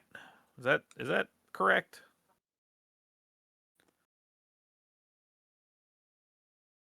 Do I understand this right? I just want to make sure I'm understanding you right. My inherent biases would say that you are correct. But I cannot truly say that our peoples have not done violent things to each other throughout our history. I mean, No, you go ahead, Deb. I think you got where this is going. it sounds to me like, I mean, you described this as an eternal fight, correct? Indeed, yes. So this sounds like some real Hatfield and McCoy shit to me. I am unfamiliar with the metaphor. Yeah, hold on one second. I think my cohorts here understand what I'm trying to say. Right. This is, if y'all been at it for time immemorial, then there's plenty of blame to go around. And we are not looking to end a fight that is unending. We just need you to pause it for a little while.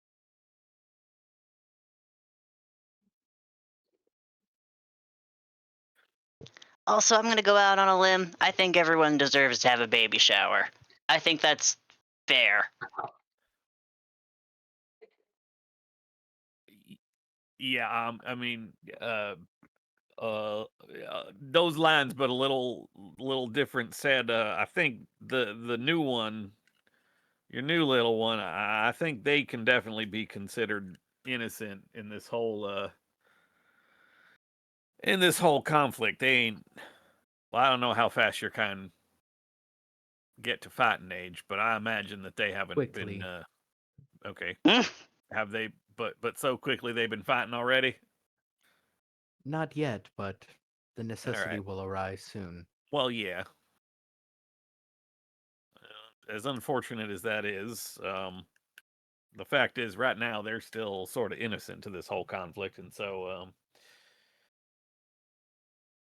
my own distaste for the Thunderbirds notwithstanding, it does feel like that making sure they get to go on about their new existence is of paramount import.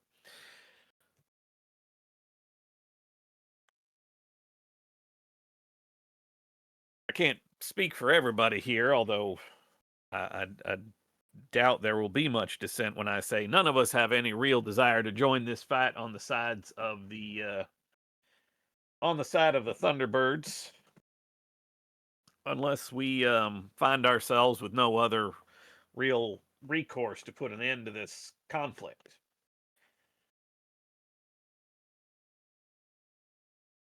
With the fight being the way it is, as even as y'all keep saying it is.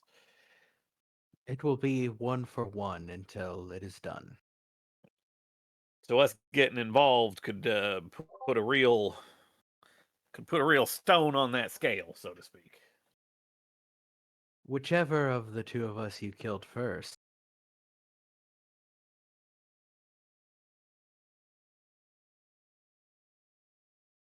Could have a large effect, yes.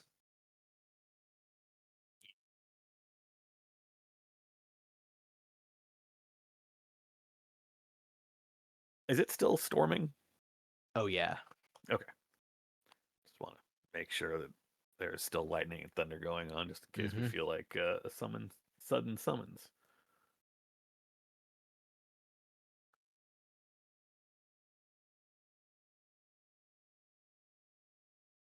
So I ask again, if you would entreat with my people, first entreat with me. A bargain any one of you would do. And call it truth for truth.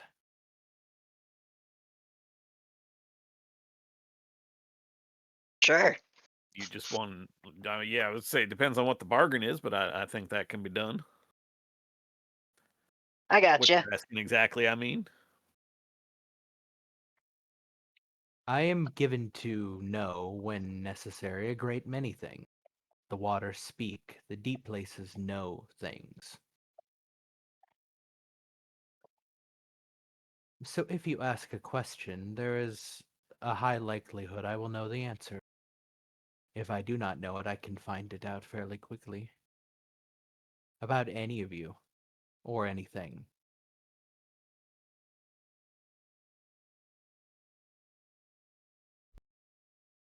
Do you know where my keys are? Hell yeah. Is that a serious question? No, but I'm glad you have a sense of humor. There is no expression change. Mm.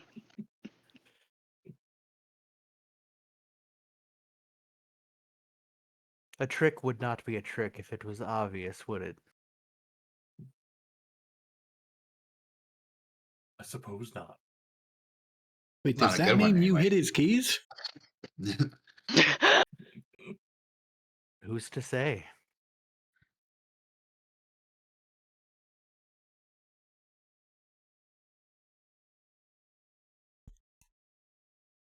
um,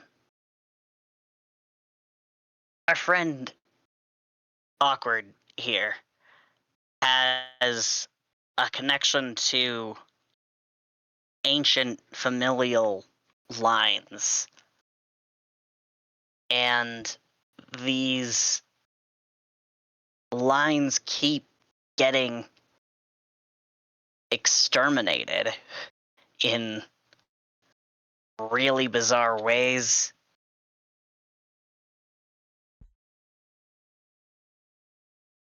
Is he okay?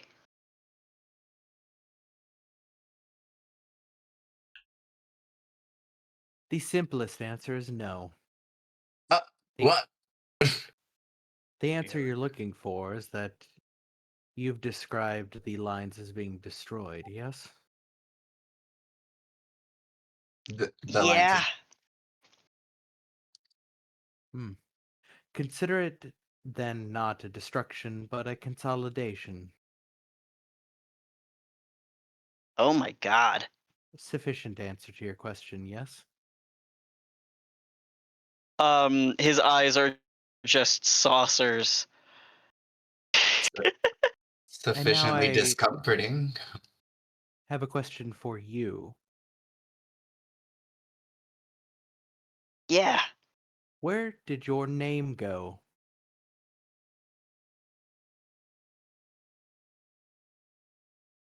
I mean, I'm like 30% certain I got it changed on some paperwork. No, not that name. You gave it away. Where did it go?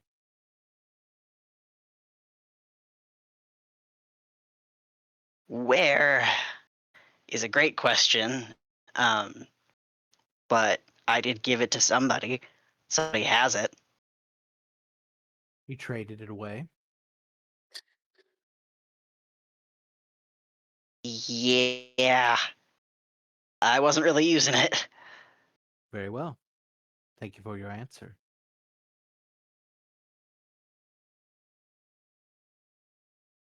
The head swivels back to you very briskly, Cam, and nods. Says, propose, I guess, a plan, if you have one. Write it on... I would say a stone, but I don't know where you would find a stone.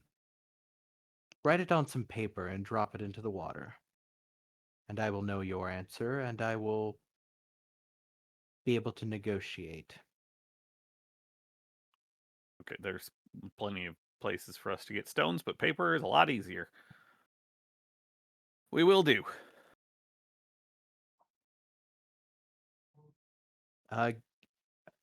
Give me a right here at the end. Give me a manipulate someone roll. Usually, there's no manipulating monsters, but in this particular case, like we're in a slightly different circumstance. You said a +2 Yes. when dealing with this. Okay. Okay, let's go. There is a long moment of, as you say that, there is a stare down between the two of you, right?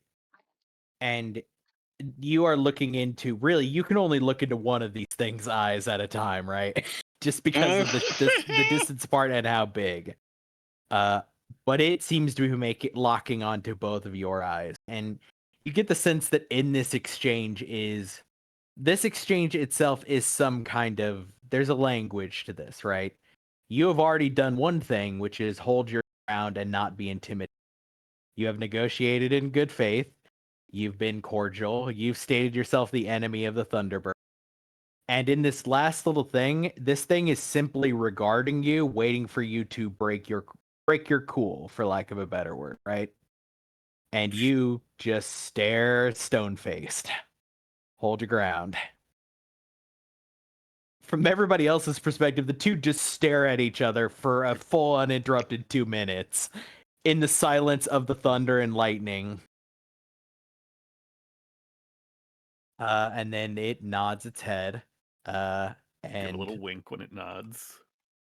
yeah, there's again no response whatsoever as it sinks below the waves. As it does, there's a moment right where its head hits the water, where its horns, these like sweeping black horns that flow back from its head, like due to the way the light twists, they look longer and longer as they slowly sink below the waves. And very quickly you see the body of this great cat deep below turn, and then you see a very, very long and almost like serpentine body twist and writhe as it propels this creature forward back off into the bay. Giant catfish. I like her. I like her. Way better. Way better. Well, different. Does that mean we're choosing sides based on vibes? Oh, no. We're still not choosing a side because that doesn't really solve nothing.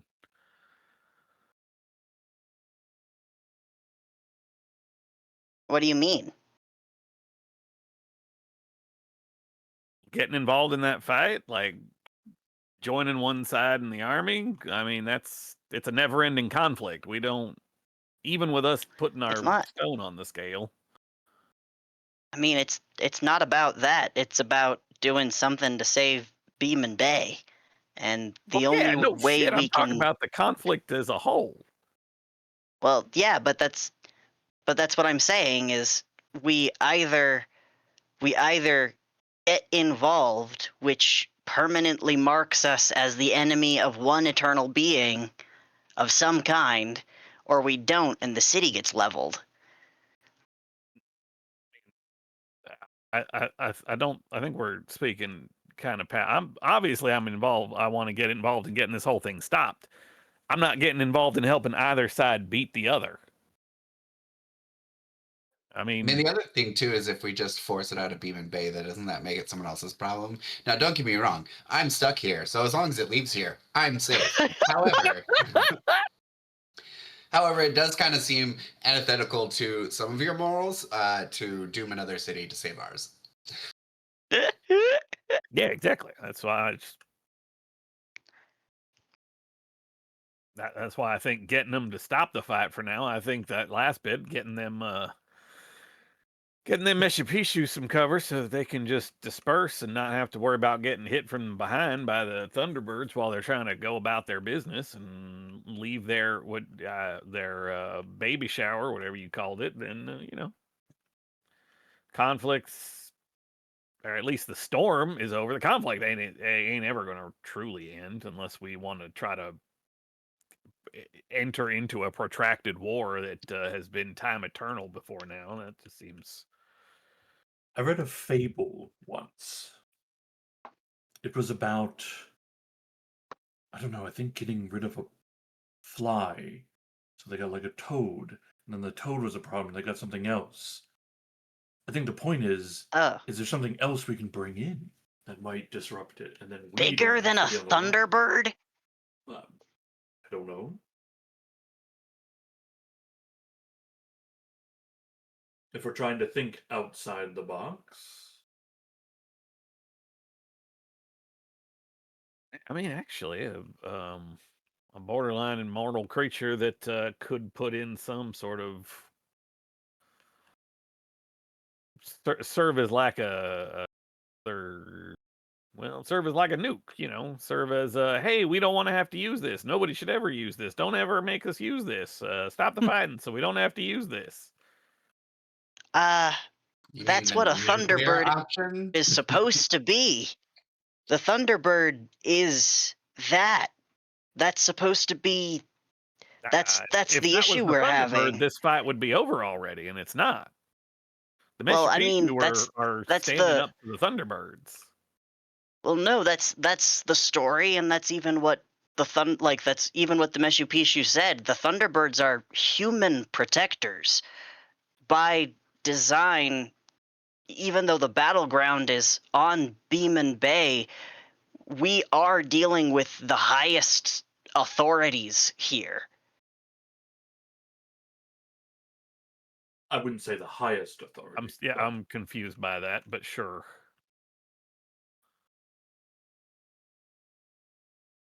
There's not gonna be.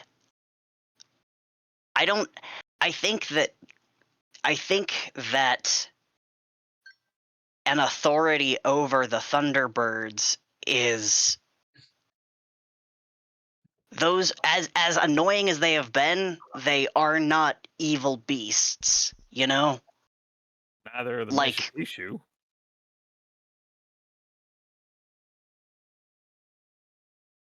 Yeah, they're just trying to live, but they live here. Well, they've congregated here. Okay, a second ago we were talking about how if we were to join this fight, we could put our weight on the scale, and that would make a difference in this fight. Are you with me so far? Are we together on that? I'm saying that no matter what we do, if we are putting weight on the scale, if we involve ourselves at all, we are seen by the other force, one of which is a force known to manipulate and trick folks, and another that is designed to be the protectant force of humanity. But we're catching them at a weird time. We are catching them at a point in their life cycle that isn't reflectant on how they typically interact with humans. And that's changing how we think that this should be addressed. We are saying that the Thunderbirds are definitely uncool because we don't like them personally, and they are continuing this war in an inconvenient place. I mean, my own feelings on them notwithstanding, our issue is ending this conflict, is ending this storm, right? Right. And to end the storm, we got to end the conflict, right? But we can't. They've said that. Well, let's. Except, as the Meshapishu just said, we can get this portion, this battle, not the war, this battle, this storm. If we can, if the Meshapishu are allowed to leave, this will be done. The storm will end. This battle of the conflict will be over. The storm ends. We get what we wanted, right?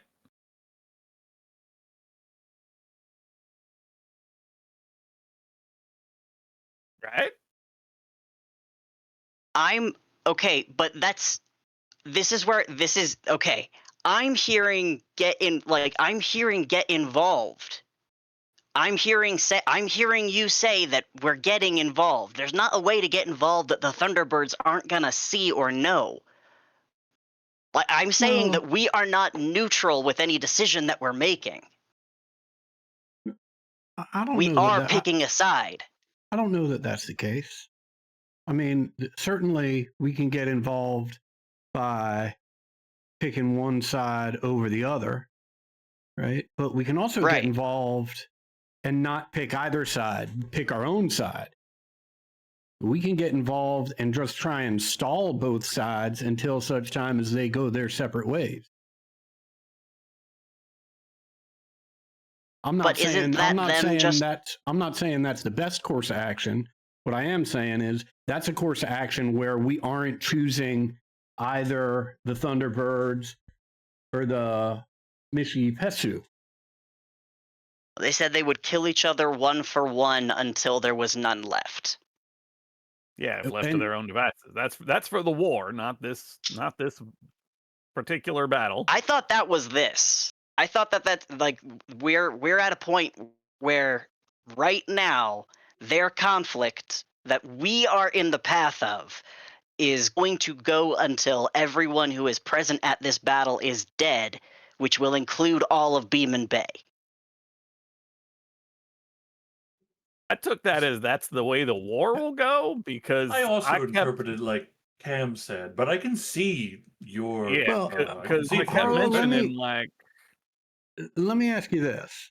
I'm confused. Are you I'm not sure what point you're making, right? Are you trying to say that we shouldn't get involved, or are you trying to say that because we have to get involved, by definition, we've got to choose one side over the other? I'm saying that that being involved will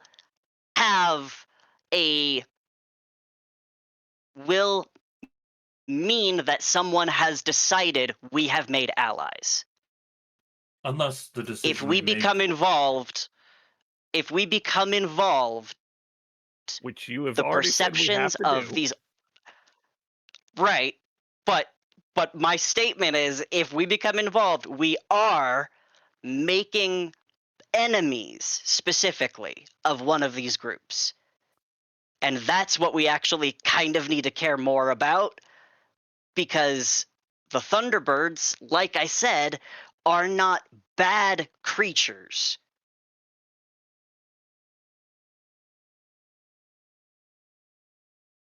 I think if we have to choose an ally, then yes. But perhaps there is some way to not have to choose and still get the outcome we want. And that will be a much trickier thing to figure out. Mm-hmm.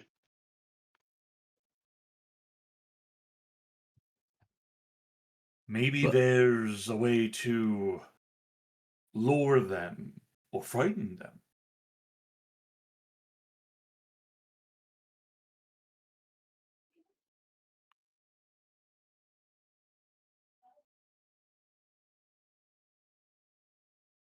I know it seems strange, but there is a third party coming to town.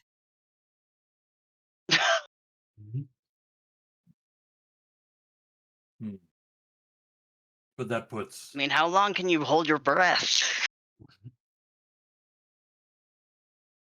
pretty long. But doesn't that put Maddox in danger? Waiting for whatever's coming.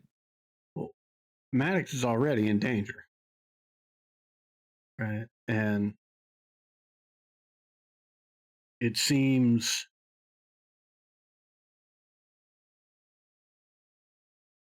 at this point, all I can do on that is keep him in the safest location I know and wait for more information. But seems like Cam had a conversation with something that knows a little something about this thing coming to town. So maybe it's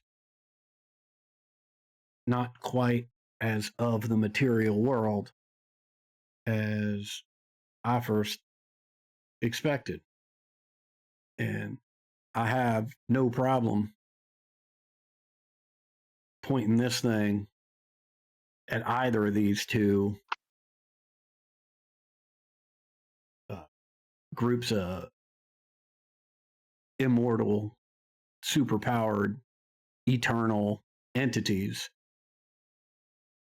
Maybe they'll take care of each other for us.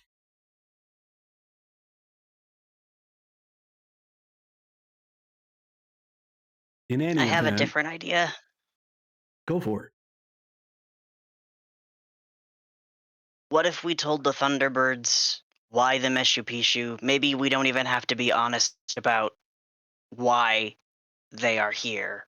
That it's a celebration of birth, but maybe instead of negotiating peace, we can negotiate armistice and let them out knowingly. Let them free for their holy holiday or whatever.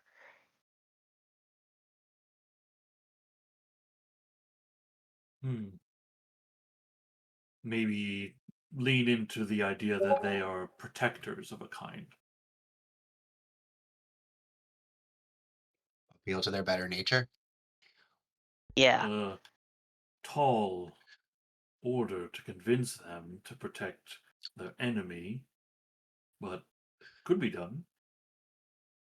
I mean, I think that that's the way we go about it, is we talk about it like this is their divine role to maintain balance, and this is a moment of peace for these creatures that are often at war. Let them have their day.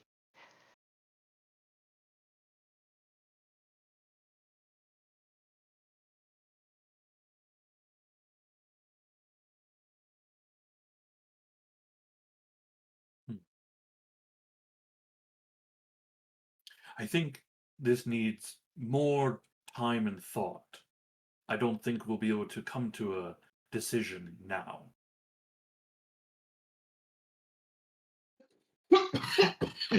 Thank goodness they didn't ask for that. Could you imagine if they're like, you decide now, right now?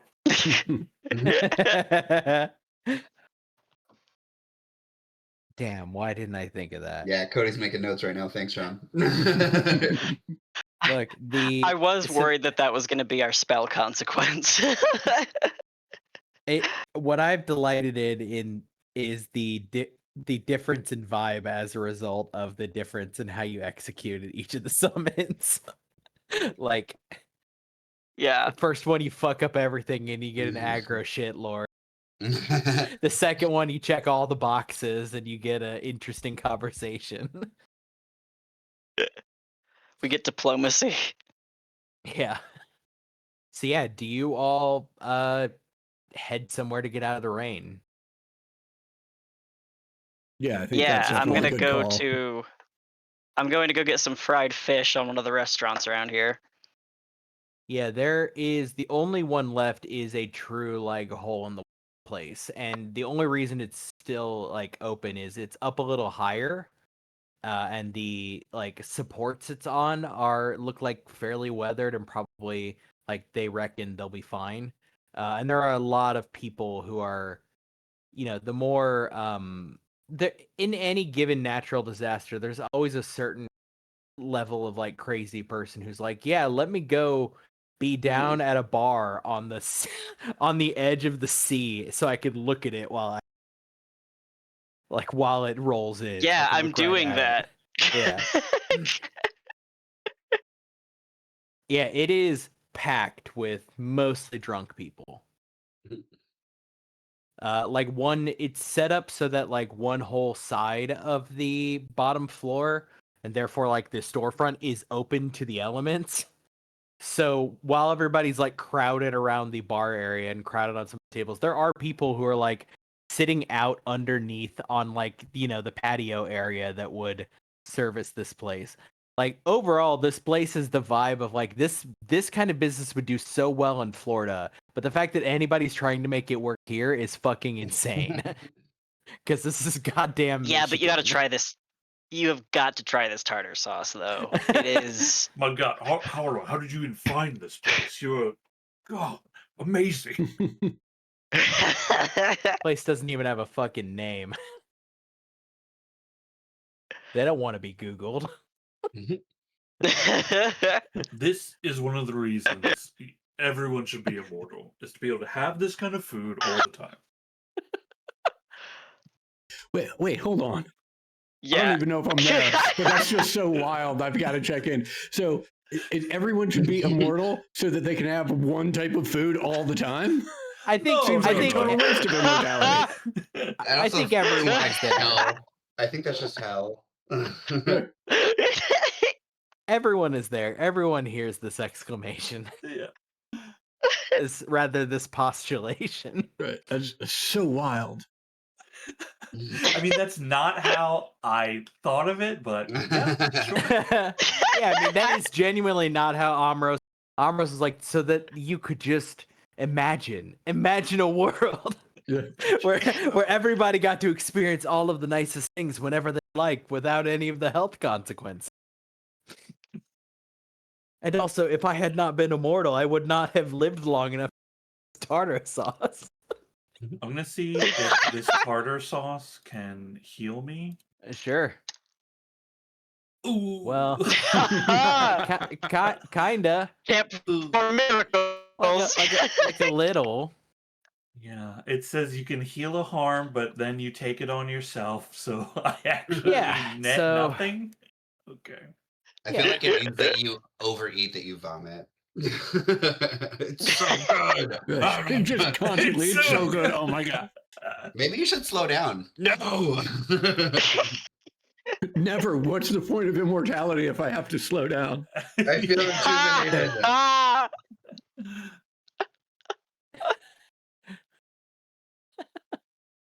Sure. Okay. Yeah, you are seated around essentially a tall top, like, bar kind of table, cluttered in the corner in the warm yellow glow of these old ass bulbs, as occasionally like whips of wind and water are like full on like you are as close as you can be away from the elements and are still occasionally getting misted. What do you all do besides eat? Or not eat, as the case may be.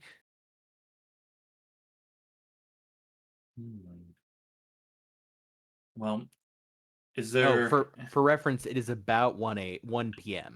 1 p.m. Okay. Mhm.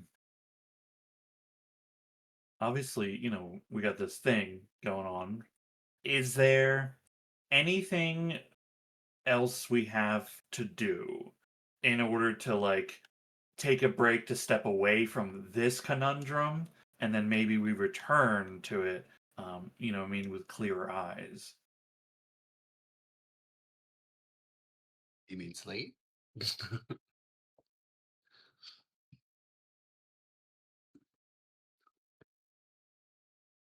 The only lead I can think would be to potentially research for creatures that would have influence, like emotional or intellectual or strength influence, physical influence over like Thunderbirds or the Meshipishu. I I am worried though that we've kind of hit the top of the line with Thunderbirds as far as mythos goes. I mean, I have an ace up my sleeve, which is a absolute non-starter, and that my cat is above them. Sure. Right. Which Yeah, would do you want to be make that case? Incredible. Not the present moment. I'm working on it. You're Still in your formulating first the draft? opening arguments. Yeah, on my first draft. And yeah, there is another problem slowly approaching Beeman Bay, though that one is a little bit harder to access at the moment. Mm-hmm.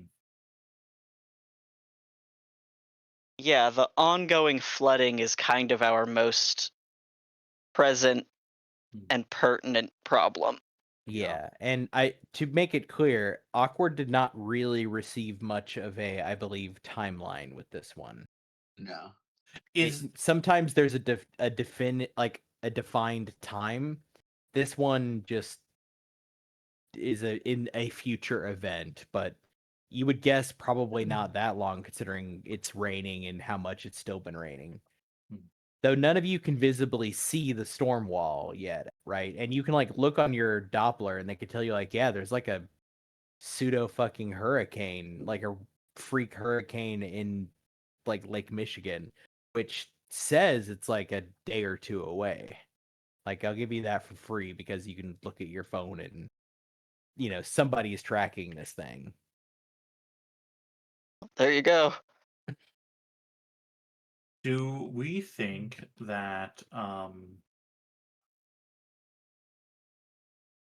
if we're looking for like the Maddox thing, right, that's far away, right? We can't really interact with that. This is a thing that like I mean, I don't know about the rest of you, but I feel like we're not at a consensus to make a group decision on it at the current moment and don't have an idea of how to progress forward. So, can we do something ourselves, not to fix the hurricane, but to help with the rain as something else to do, unless someone has other ideas? Um, potentially trying to maybe find out information, about like what could maybe lure, distract, frighten, what I mean, that kind of thing. These creatures. Um, we're just putting ideas out in the world right now.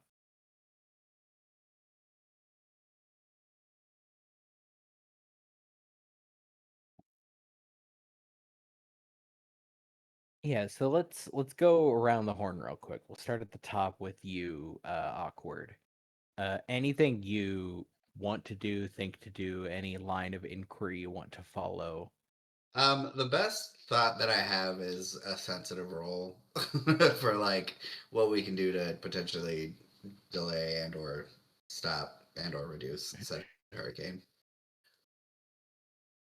Sure, I will say sensitive can give you, from this distance, it would give you the general vibe. And I could tell you that probably it would just show you like, oh, there's like that's influencing the local psychic environment, right? I'm not sure it would give you that much more information though. Can you tune into the Thunderbird? See where it's at? Technically, you can tune into both now if you wanted Yeah. to. That particular Mishipeshu and the Thunderbird. Can I ask for a bit of clarification before Doug makes this roll? I'm just a little Sure. confused here.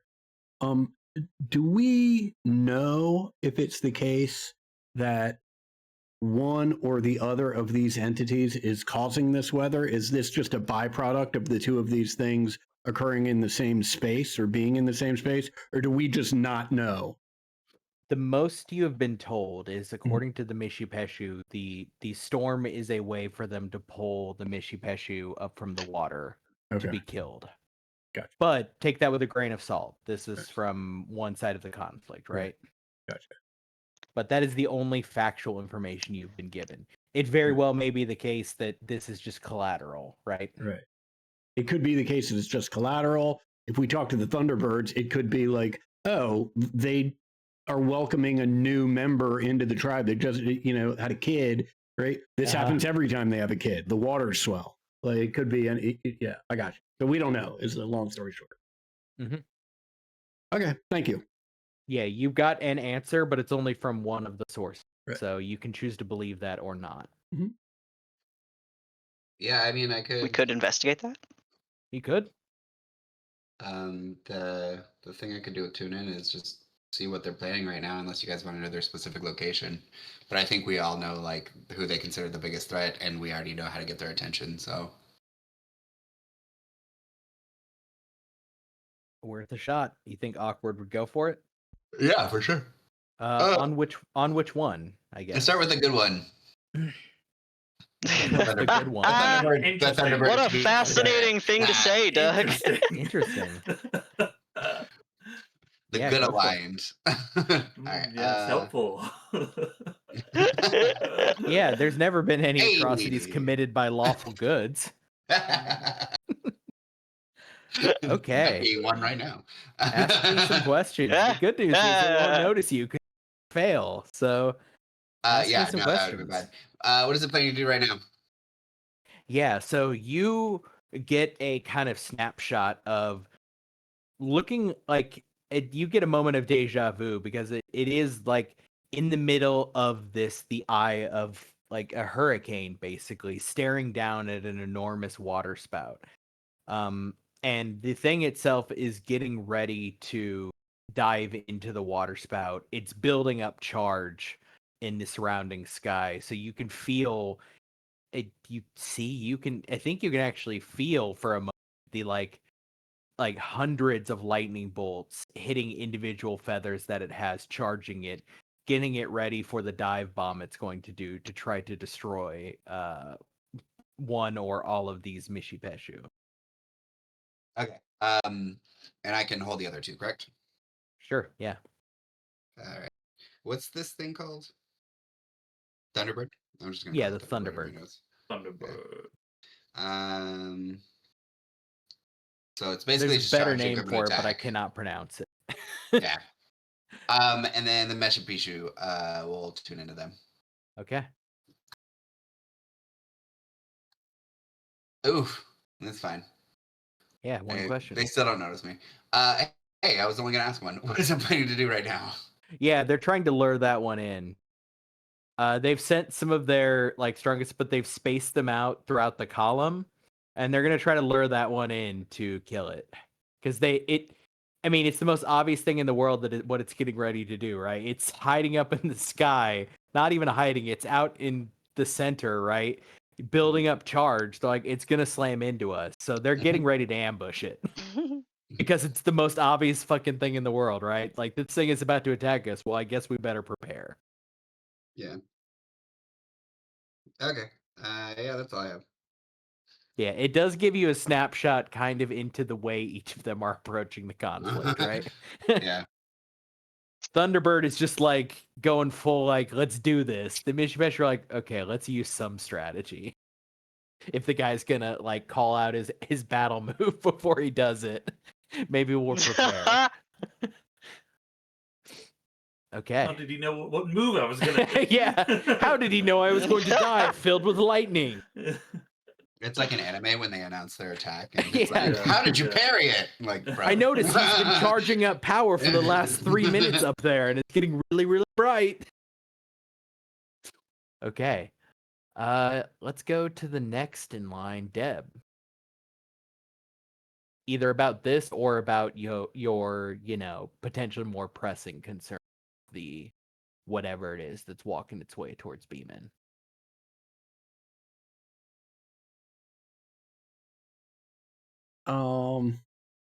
Or potentially, like, if you're trying to go out on the lake, right, you could be trying to get a boat or some kind of like conveyance. Nah, seems like the water's a bad place to be right now. Fair enough. Yeah. That seems like a bad call. No, Mhm. I think Deb is going to excuse herself, say it's time that she checked on Maddie. Whoever, I mean, she's not doing anything secretive, so whoever wants to come along, just get out from the bay, is more than welcome to come. And yeah, I think I'll just give Maddie a call, just check in on him, see how he's doing. Yeah. He calls you fucking thrilled that classes got canceled today.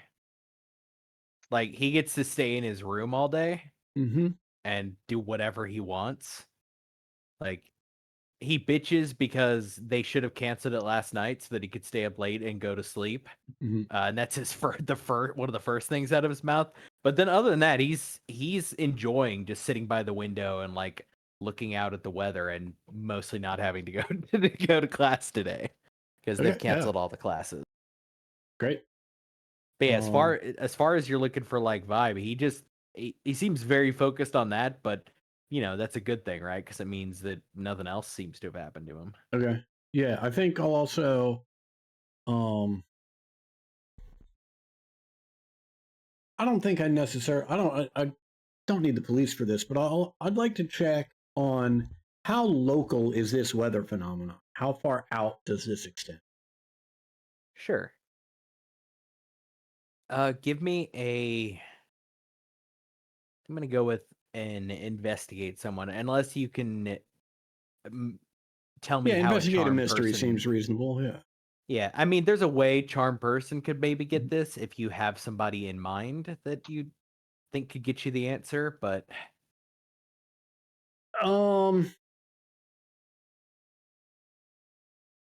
Well, yeah, I mean, I guess if I'm not getting the type of information I want just from my phone, right? Then I'd call the precinct and be like, look, I don't know who they are, but you certainly know people that do sophisticated weather prediction. Either relay that information to me, or if you don't have it, get on the horn and get it, and then relay that information. Yeah, I think you can bother Wade for it. Yeah, potentially. Great. Because like you said, they would be privy to information you aren't, right? In preparations. They would be given, updates. So give me the act under pressure for... So yeah, I guess if I'm calling the cops anyway, like, it'll be primarily about how far does this weather event extend, but it'll also be any unusual preparations being made that I should be aware of. Yeah, we're gonna do this like a Friends on the Force, except not with the stakes of like, I need you to look the other way right now. Just with a bent towards, I need information you have that I don't, right? Okay. Yeah. So yeah, in that case, you want me to use an act under pressure as opposed to charm person. Is that correct? I think so. Okay. Yeah, just because I think that's the precedent we've set for dealing with Wade. Cool beans.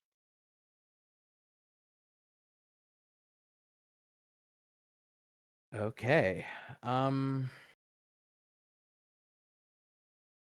Yeah, I think Wade has told you that the biggest thing is that everyone's aware of it, like Noah is tracking it. They're calling it like a once in a lifetime event because there really isn't a lot of like good explanations for how a hurricane could even form. They're calling it a hurricane currently for lack of anything else to call it, because it Right. looks like one when you look at it, with all of the ways they have of observing them. But one of the things you get, I won't make it like you need something in return here, just a suggestion of something instead of the whole answer. Which is that one of the things that keeps he remarks on as being fucking annoying is they keep changing the estimate for when it's going to arrive. First, they said it's going to arrive later today. Then they said it's going to arrive 3 days from now. Then they said it's going to arrive tomorrow. Like, the estimate seems to be like either he's pretty sure somebody's just fucking something up, or that somebody knows something and they're not telling him. But like, the only other explanation, right, is that it's moving at variable speeds, which he wouldn't believe could be possible, right? But as an option, because of supernatural bullshit, maybe is true. You aren't certain. But you do know through this that like everyone is aware of this, though it does seem like there is definitely some kind of cover up happening to try to paint an official story on what this is, right? Okay. And just so I'm clear, the varying predictions of when this is going to land, that prediction time is sort of yo-yoing. It's Yep. getting shorter and then Sooner longer and than shorter farther. again. And Okay. sooner and farther. So yeah. I mean, I know this is a long, thin limb to crawl out on, right? But it is not diverging or not altering in the same sort of way as the timeline for our visitor who was last seen in Chicago is predicted no. to show up. Okay. No, Good. not to your knowledge. And I will say, if you ask me to, I will give you with this. It's enough to get an update from time to time on when if there is a new update on when it's Yeah, going I to mean, arrive. I figure if there's a new update, I'm going to get a call. Like it's not like Yeah, there's nothing for me to check on. The most recent is tomorrow at 4 p.m. Okay. is when they think it will make a landfall. Okay. But again, part of what there That's- is fucking them up is there's not the crosswind there should be, so they don't really know what it's gonna do. Yeah. No, hey, my power was out here for like 10 days because of a derecho. Like I know how fucked up those things can get. Yep. A nightmare. Okay. Good. That was good. Harlow, what do you got for me? I think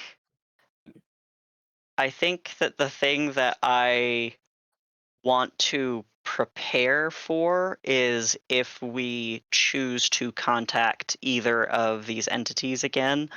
So I'm going to be putting together my shopping list of reagents. Okay.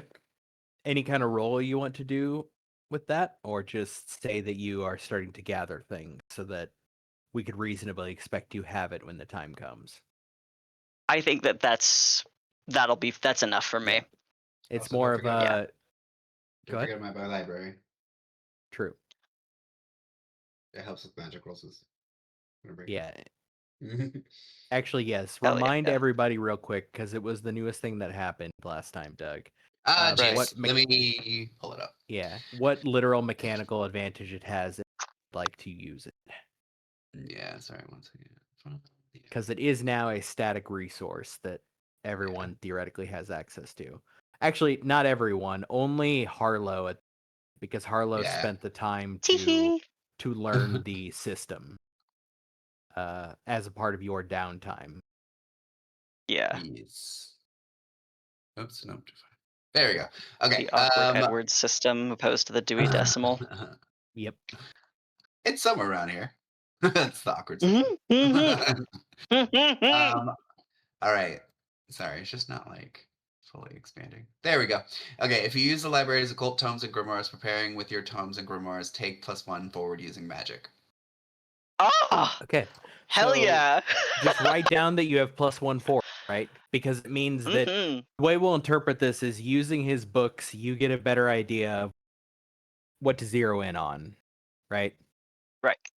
The most I'll ask for you actually is an act under pressure roll just to get around places efficiently and see how much time it takes you as you move around the city. Okay. You want me to do that now? Yeah. Okay.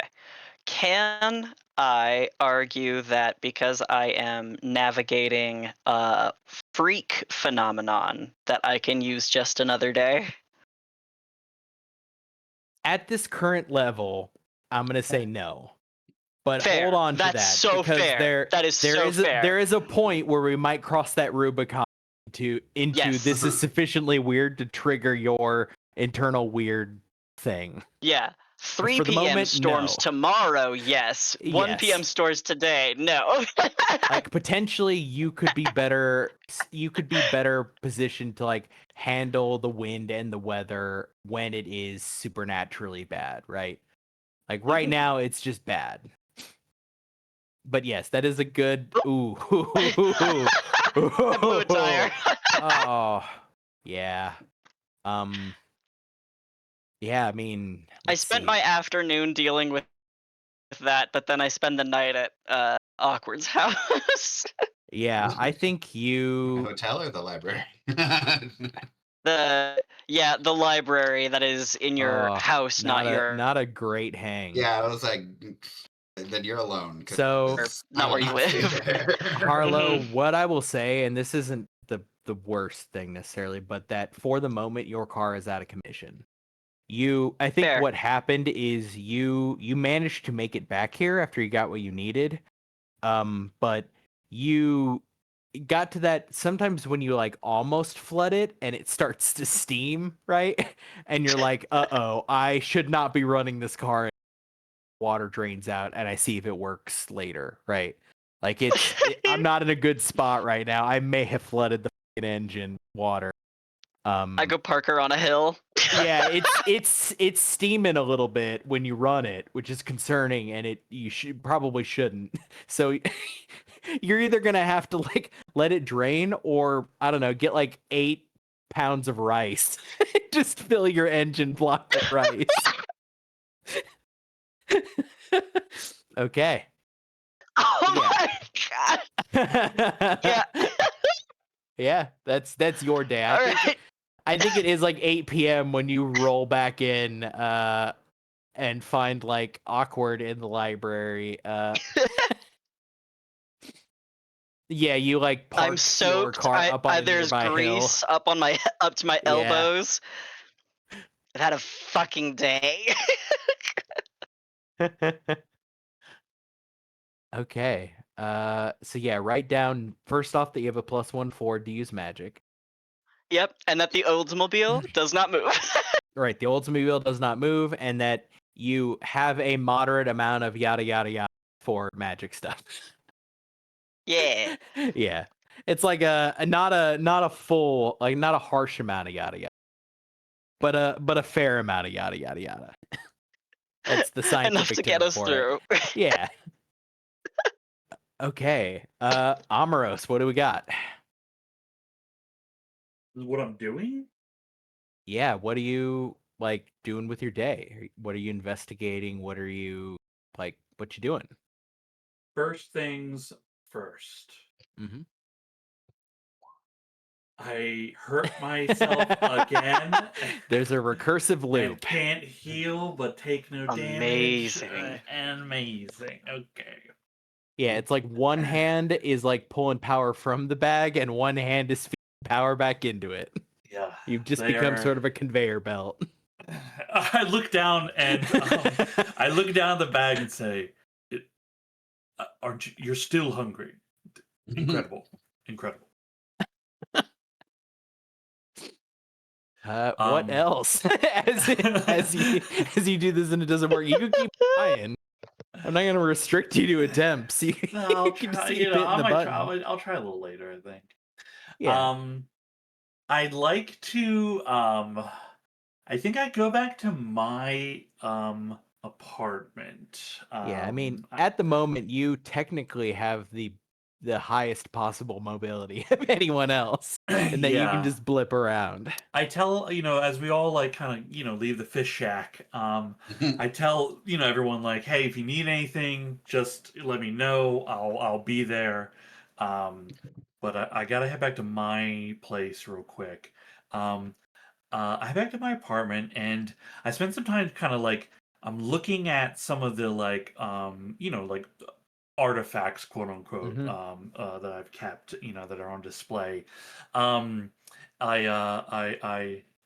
do a little to call Artemis, pet them a bit as I feed them. I'm just kind of watching them eat, and I say, I want to ask them a question. Actually, Yeah, I think as you came in, like, right, Artemis like beat you here and was already up in the cat tree staring down at you with disdain. yeah. As they're eating, I look at them and I ask, what are the names of the cat things? It's Mishi Peshu. Bishi Peshu. I ask, you ever met one of those Mishi Peshus before?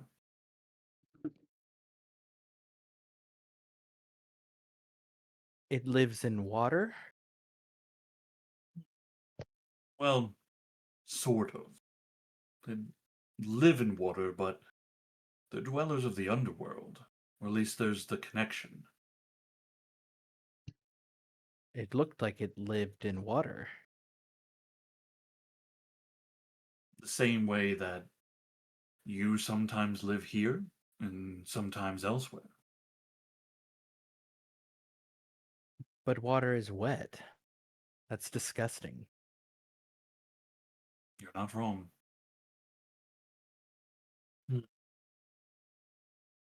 There is Listen, if a cat could be said to be offended, right? The way like a cat has that kind of like the eyebrows arch, the head rears back a little bit.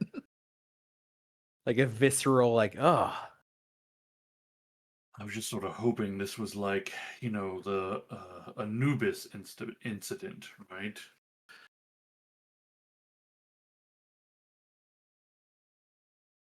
We weren't able to make There, contact with them either. you mean Bast? For time. Bast was nice. I reach out and just pet them a little. I just thought maybe you could see into where they were, perhaps, or I don't know. Just trying to find a crack in this problem. I could try to spy. It'd be wet though. It would be.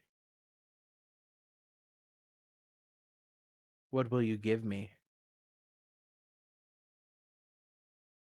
Oh, okay. Okay. What is it you would like? Wet food for 1 month. Contiguous, thank you. 1 month? 1 month. I don't even know how long that is. You are asking me to swim.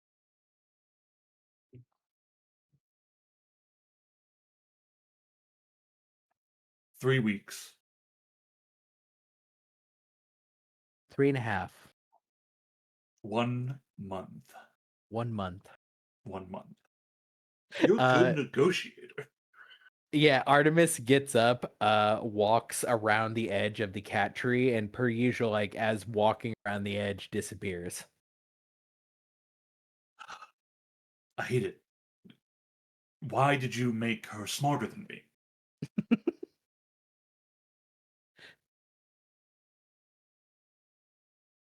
Yeah, you've Um, put Artemis on the job. Cool. I put Artemis on the job.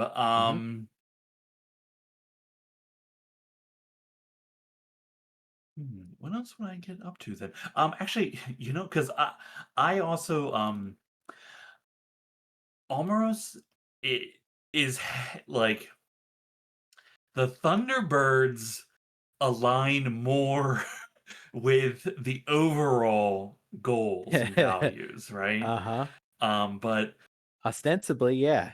yeah, but they did. I mean, they did. Cam got injured, right? Yeah, I mean, Right? They're like they are just they don't take care, right? so let me put it a different way, Amros. I do think there is a piece of you that recognizes, shall we say, shades of past you, right? In certain iterations of yourself, especially ones where you were a warrior, and a protector of specific people, right?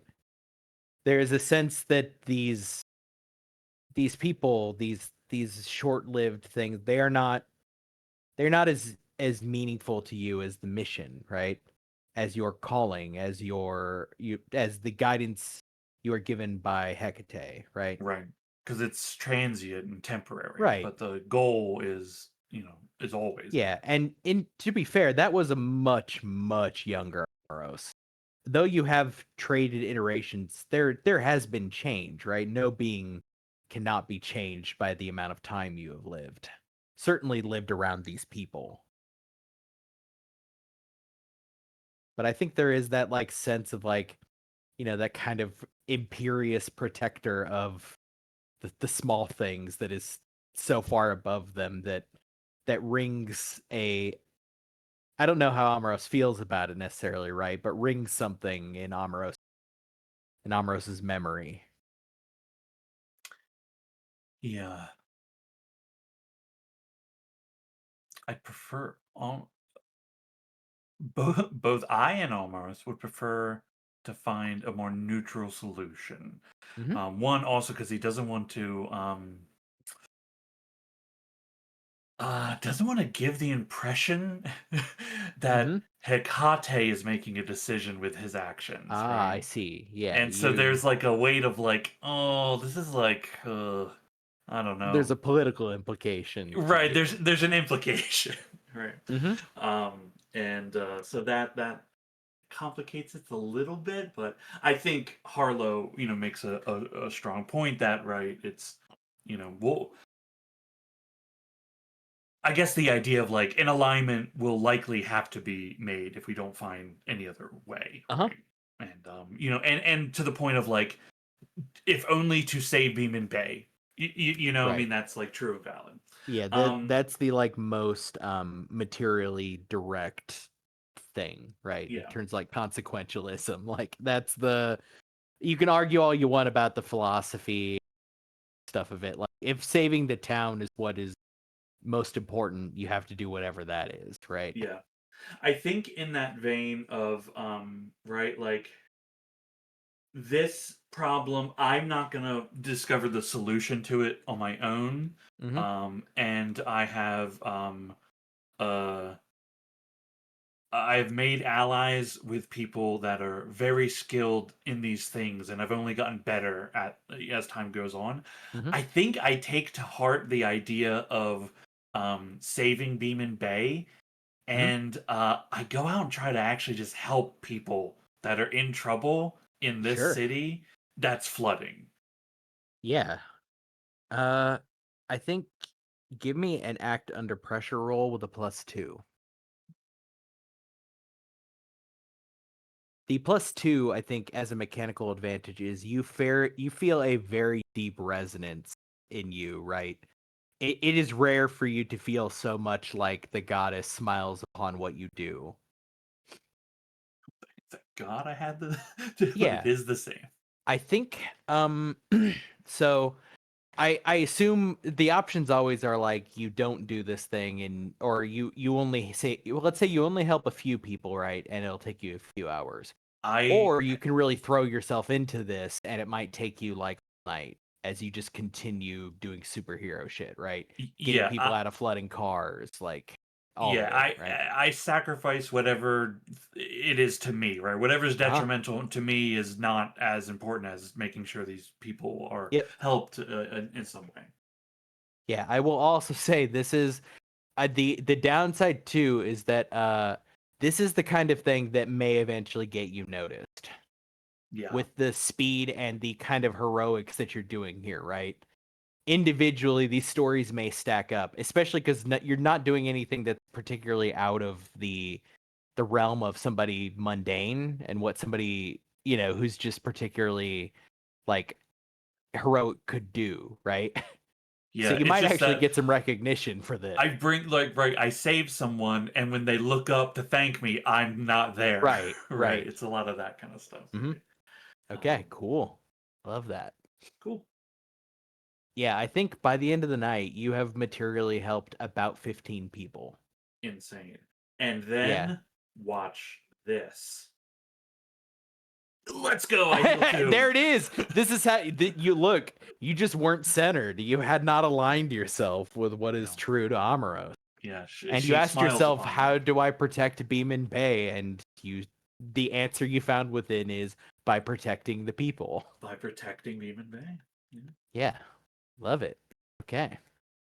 And now, last but not least, we have Cam. It seems that this is stretched more into, it wasn't originally, right, but certain people's roles have dictated that this is a rest of the day affair, right? So if you do something quickly, you could go, do multiple things maybe, or you could just focus on one thing for the whole of the time that you have. Well, the first thing I'm going to do is contact the ghoul. I want to see if he's got any update on. Can I help you, dog? Any update on what's going on? Yeah. Let me see how that role works. Naked City, right? Yeah, it's basically a +1 to Yeah. investigate a mystery if I hit them up for information. Yeah. Go for it. So yeah, it's just a +1 to investigate a mystery, and the questions are bent around what he could give you. That's the frame for them, right? Yeah. Nah, Good mine's busy. Christ. Mine's busy. Wow. Okay. I'm going to give you an opportunity to use luck if you'd like to. Nah, but I'm good. That's 5 XP. I'll take it. Good God. Yeah, Dad. Yeah, you're on that power level. This is levels we've literally only seen from Awkward. Hello. Okay. I'll give you the chance to do, because that's a fairly quick thing, to try to do like one other thing if you'd like. Just because that's a call, that really, actually, that's a text to an encrypted number and a no response.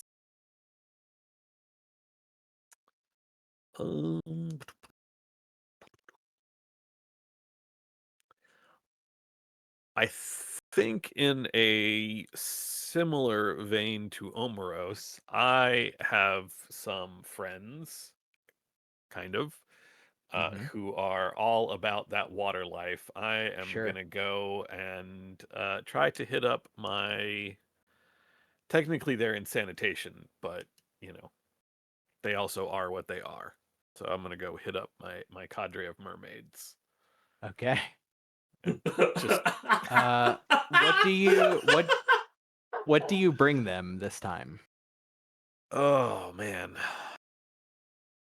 forgot. Hold on, I gotta look up what it is that they want from me. These mermaids.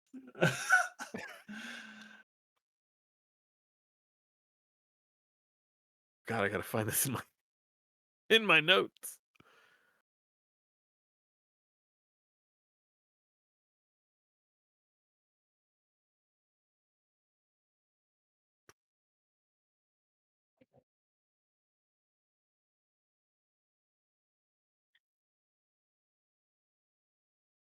Okay. Normally they would want blood swirled into the water, but they will also trade for human-made oddities or trash. I'm gonna go more towards the oddities end. We're at a pier. We're at like a theme restaurant, so I'm gonna try to get the I came to Gaily Dave's and all I got was this stupid t-shirt and crabs t-shirt. Oh God, that's awesome. Yeah, you get a It's a like 6XL t-shirt. Like it's the It's the one last one they have. Yeah. It's the you aren't sure if it's that nobody ever ordered these or everyone did, and you're not sure which you would prefer. Because the design of them also is like the weird like shark attack tie-dye, which if you know and you've seen it, you know what I'm talking about. The shit that's sold in the corner of like every store. Again, this store should not be in fucking the Upper Peninsula of Michigan. He's a transport from Florida. He's a transplant. Yeah. Right. He moved here. Yeah. So where do you walk to contact them? I feel like using the same pier that just got busted up is probably not a great move. Yeah. I mean, so you've gone out in a boat to talk to them before, right? But as yeah, Deb as sorta- Deb has said. yeah, the water No. might kind of be a non-starter to be on. But they are in sanitation, so I will go find the outflow from the water treatment plant. Uh-huh. Yeah, let's It'd say. be real easy to get to since everything's flooding, Yep, I think it's around down Don't even have here. to It's a little climb bit down closer. this time. Yeah, so in this particular case, there's no real like. Actually, this is a good question. How do you respectfully place this shirt into the flooded water next to this outbound tube that is spraying water everywhere? I will tie it around a rock with a little one of my old business cards, and then I need to find like an old tacky like stick-on holiday bow in a trash can somewhere, and just put that on there and let the whole thing sink down. Okay. You do, and the annoying part here is that the time that they will come to you is completely variable. It kind of depends on what they're doing and how they found your offering. Blood would get them here right away, right? But they also you found that when you give them something like this, an oddity, they tend to like it better or find it more interesting than blood. Yeah. Like they're fairly blasé about blood, even though summon them immediately. Yeah, blood is the hey, I really need you now, and then they know that that's they've got me on the hook, the proverbial hook. So better to not do that unless I really, really need an answer immediately. Yeah. So it's probably about 10 minutes when you look down. I think you kind of get lost for a moment, kind of just staring out at the sea, right? Just it's really the only thing to look at unless you turn, or I say sea. The lake. I guess it is just a freshwater sea. Don't tell my wife I said that. We had an argument about this the moment we moved to the city.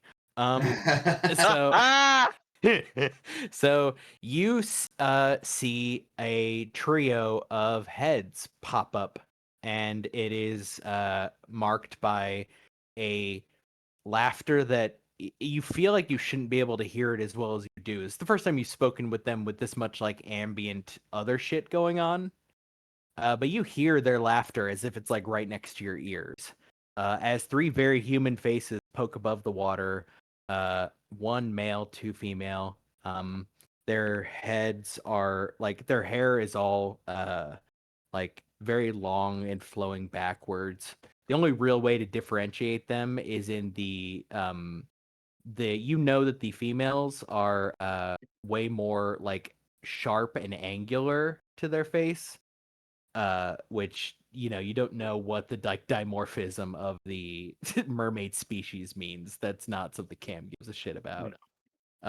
One thing they all share in common though is incredibly sharp serrated pointed teeth that have essentially two rows arrayed much like sharks, just with less rows.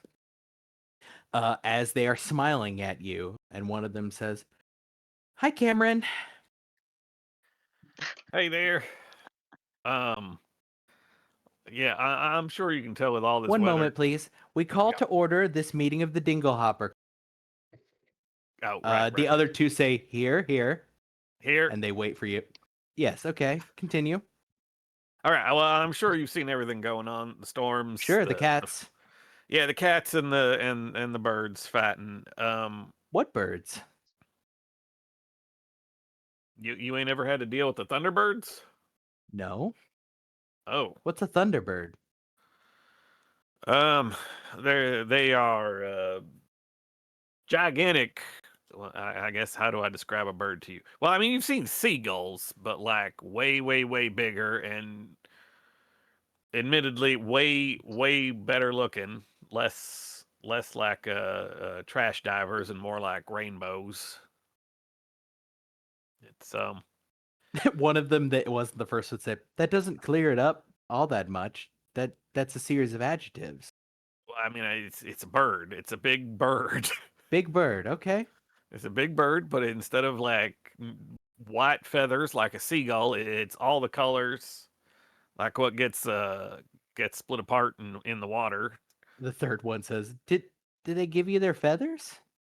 No, they're not. They don't actually have. They got lightning, and it kind of hurts. I'm surprised. Like I know lightning hits the water. I'm surprised you ain't dealt with them before. But Why would well, we be on the surface?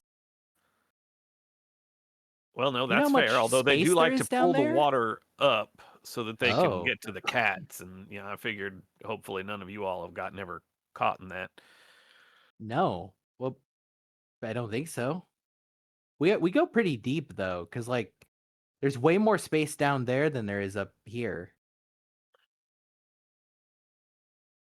They're pulling them cats out the underworld sometime, out of the waters What? that lead to the underworld. I don't The know. cats are from the underworld? The- They're the- big cats. They got like horns. Yeah. Them was the one. Yeah. Yep. Well, the Thunderbirds and them have been fighting, and we're trying to find a kind of we're trying to find a way to get that to stop so that they can so this here storm will stop flooding everything. Although I'm sure you all are enjoying the flood, given that Yeah. the water levels. Oh yeah, we're gonna start swimming in there soon. Oh yeah, do be careful though. You don't want to get caught out in the What? street somewhere. Oh no, like later. When there isn't any streets anymore. Oh. Yeah, that's fair. Yeah, where are you gonna be? Oh, by then I'll probably be dead. Oh, You'll maybe we'll be able to visit you. Yeah, I don't know how that works. It might work. No, but maybe you'll be home and the water will be there. And then we'll just swim right up. Yeah, that could actually work because I think my storage unit's not that far from here. I think it's somewhere over on the other side. Anyway, the first one pipes up. It says, "Order, order." Yeah, we're order. getting real Order. off track. Look, one of them Meshupishu is we spoke to some earlier, and it seems like they got together because they just had a new little one, and I was going to ask you about the Thunderbirds, but well that don't seem prudent anymore. But I guess while I got you, I'm trying to make sure that little thing stays safe no matter what comes. I'm hoping we can resolve this peacefully, but if not, and there is something going on, do you want us to bring her to you? Not right now, but maybe later. Oh. Do you want us to bring you to them? That would probably kill me, so probably not. Maybe I need to. Oh, learn we're how to very scuba sneaky. dive. No, I mean the water would I would probably drown. Oh. Yeah, I don't remember. I don't breathe. I may look kind of like you from here up, but yeah, but your teeth are weird. Yeah, that's the issue. Okay, well, I will just I will keep that on the back corner or the back burner. You're not the second get one earlier says order, order. Okay, go ahead. No, that's about it. I was gonna ask some questions, but well, it don't seem like you'd know what I was talking about since you've never seen the Thunderbirds before. Try us. Well, I was kind of wondering how it is that the cats hurt the Thunderbirds, but because I mean we know how the Thunderbirds. Have you seen their teeth? They really just bite the thunder. They're even cooler than ours. How's that? Do you actually want me to roll to investigate? All three of them smile in unison.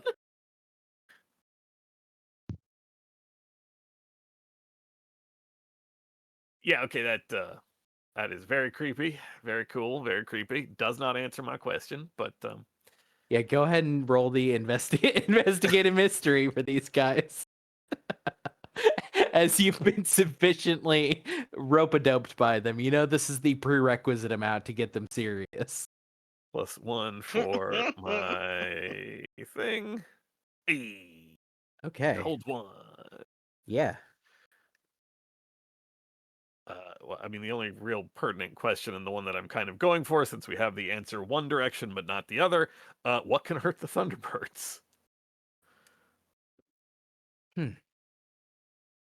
What We know can what they're hurt the going to do. Thunderbirds? We know what they can do. We know what sort of creature they are. We know what's going on. Birds can drown, I think. We've seen lots of birds drown. The one in the back, the smallest one, says, I've drowned 3 birds. The one on the left says, she's drowned 3 birds. I bet the birds can be drowned. 3 birds. That's sure is something.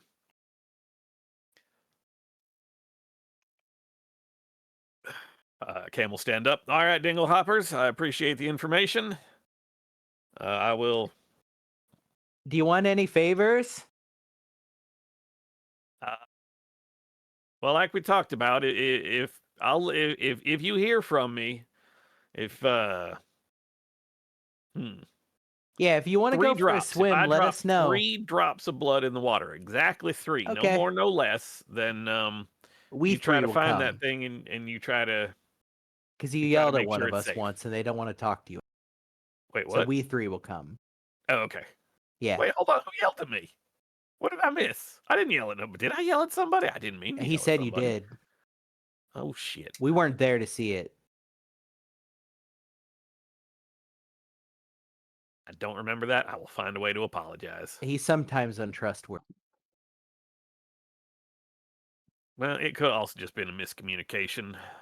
I do sometimes forget. I cannot get as excited and loud because, Yeah. sound is loud. And for if me. you ever want to swim with us or go on a boat, let us know. We'll do that. I will do that. Yeah, we could show you our stuff. I am so curious. I do want to see that. I need to find a way to. I need to learn. I need to find a. We've got 7 caves of stuff. 7. Okay. I gotta find a tank when this is all over, like a water tank, air tank, the swimming tank. All right, Dingle what? Hoppers, appreciate you. I need the air to. We already covered this. Bye. Order. I call this meeting to a close. I appreciate you. They all nod very seriously as they slowly sink below the waves. The one in the back, the smallest one, waves at you as they go underwater. I wave. All right, Cameron, remember, get a scuba tank. I need to see these 7 caves. The 7 stuff caves.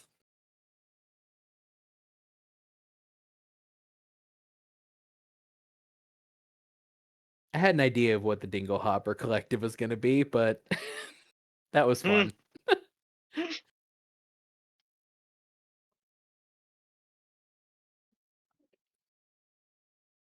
So yeah, I think that'll do. That'll do, Cam. Do you all want to? I guess Amaros is kind of in it for most of the evening into the potentially like towards midnight. Do you all want to reconvene that night at some point? Any combination of you, or like what's the plan for getting back together?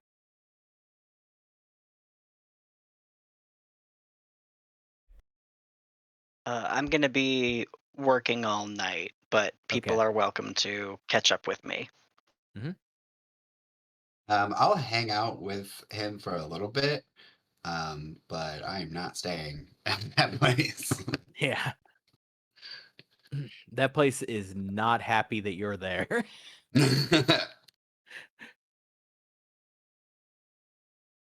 Anyone else?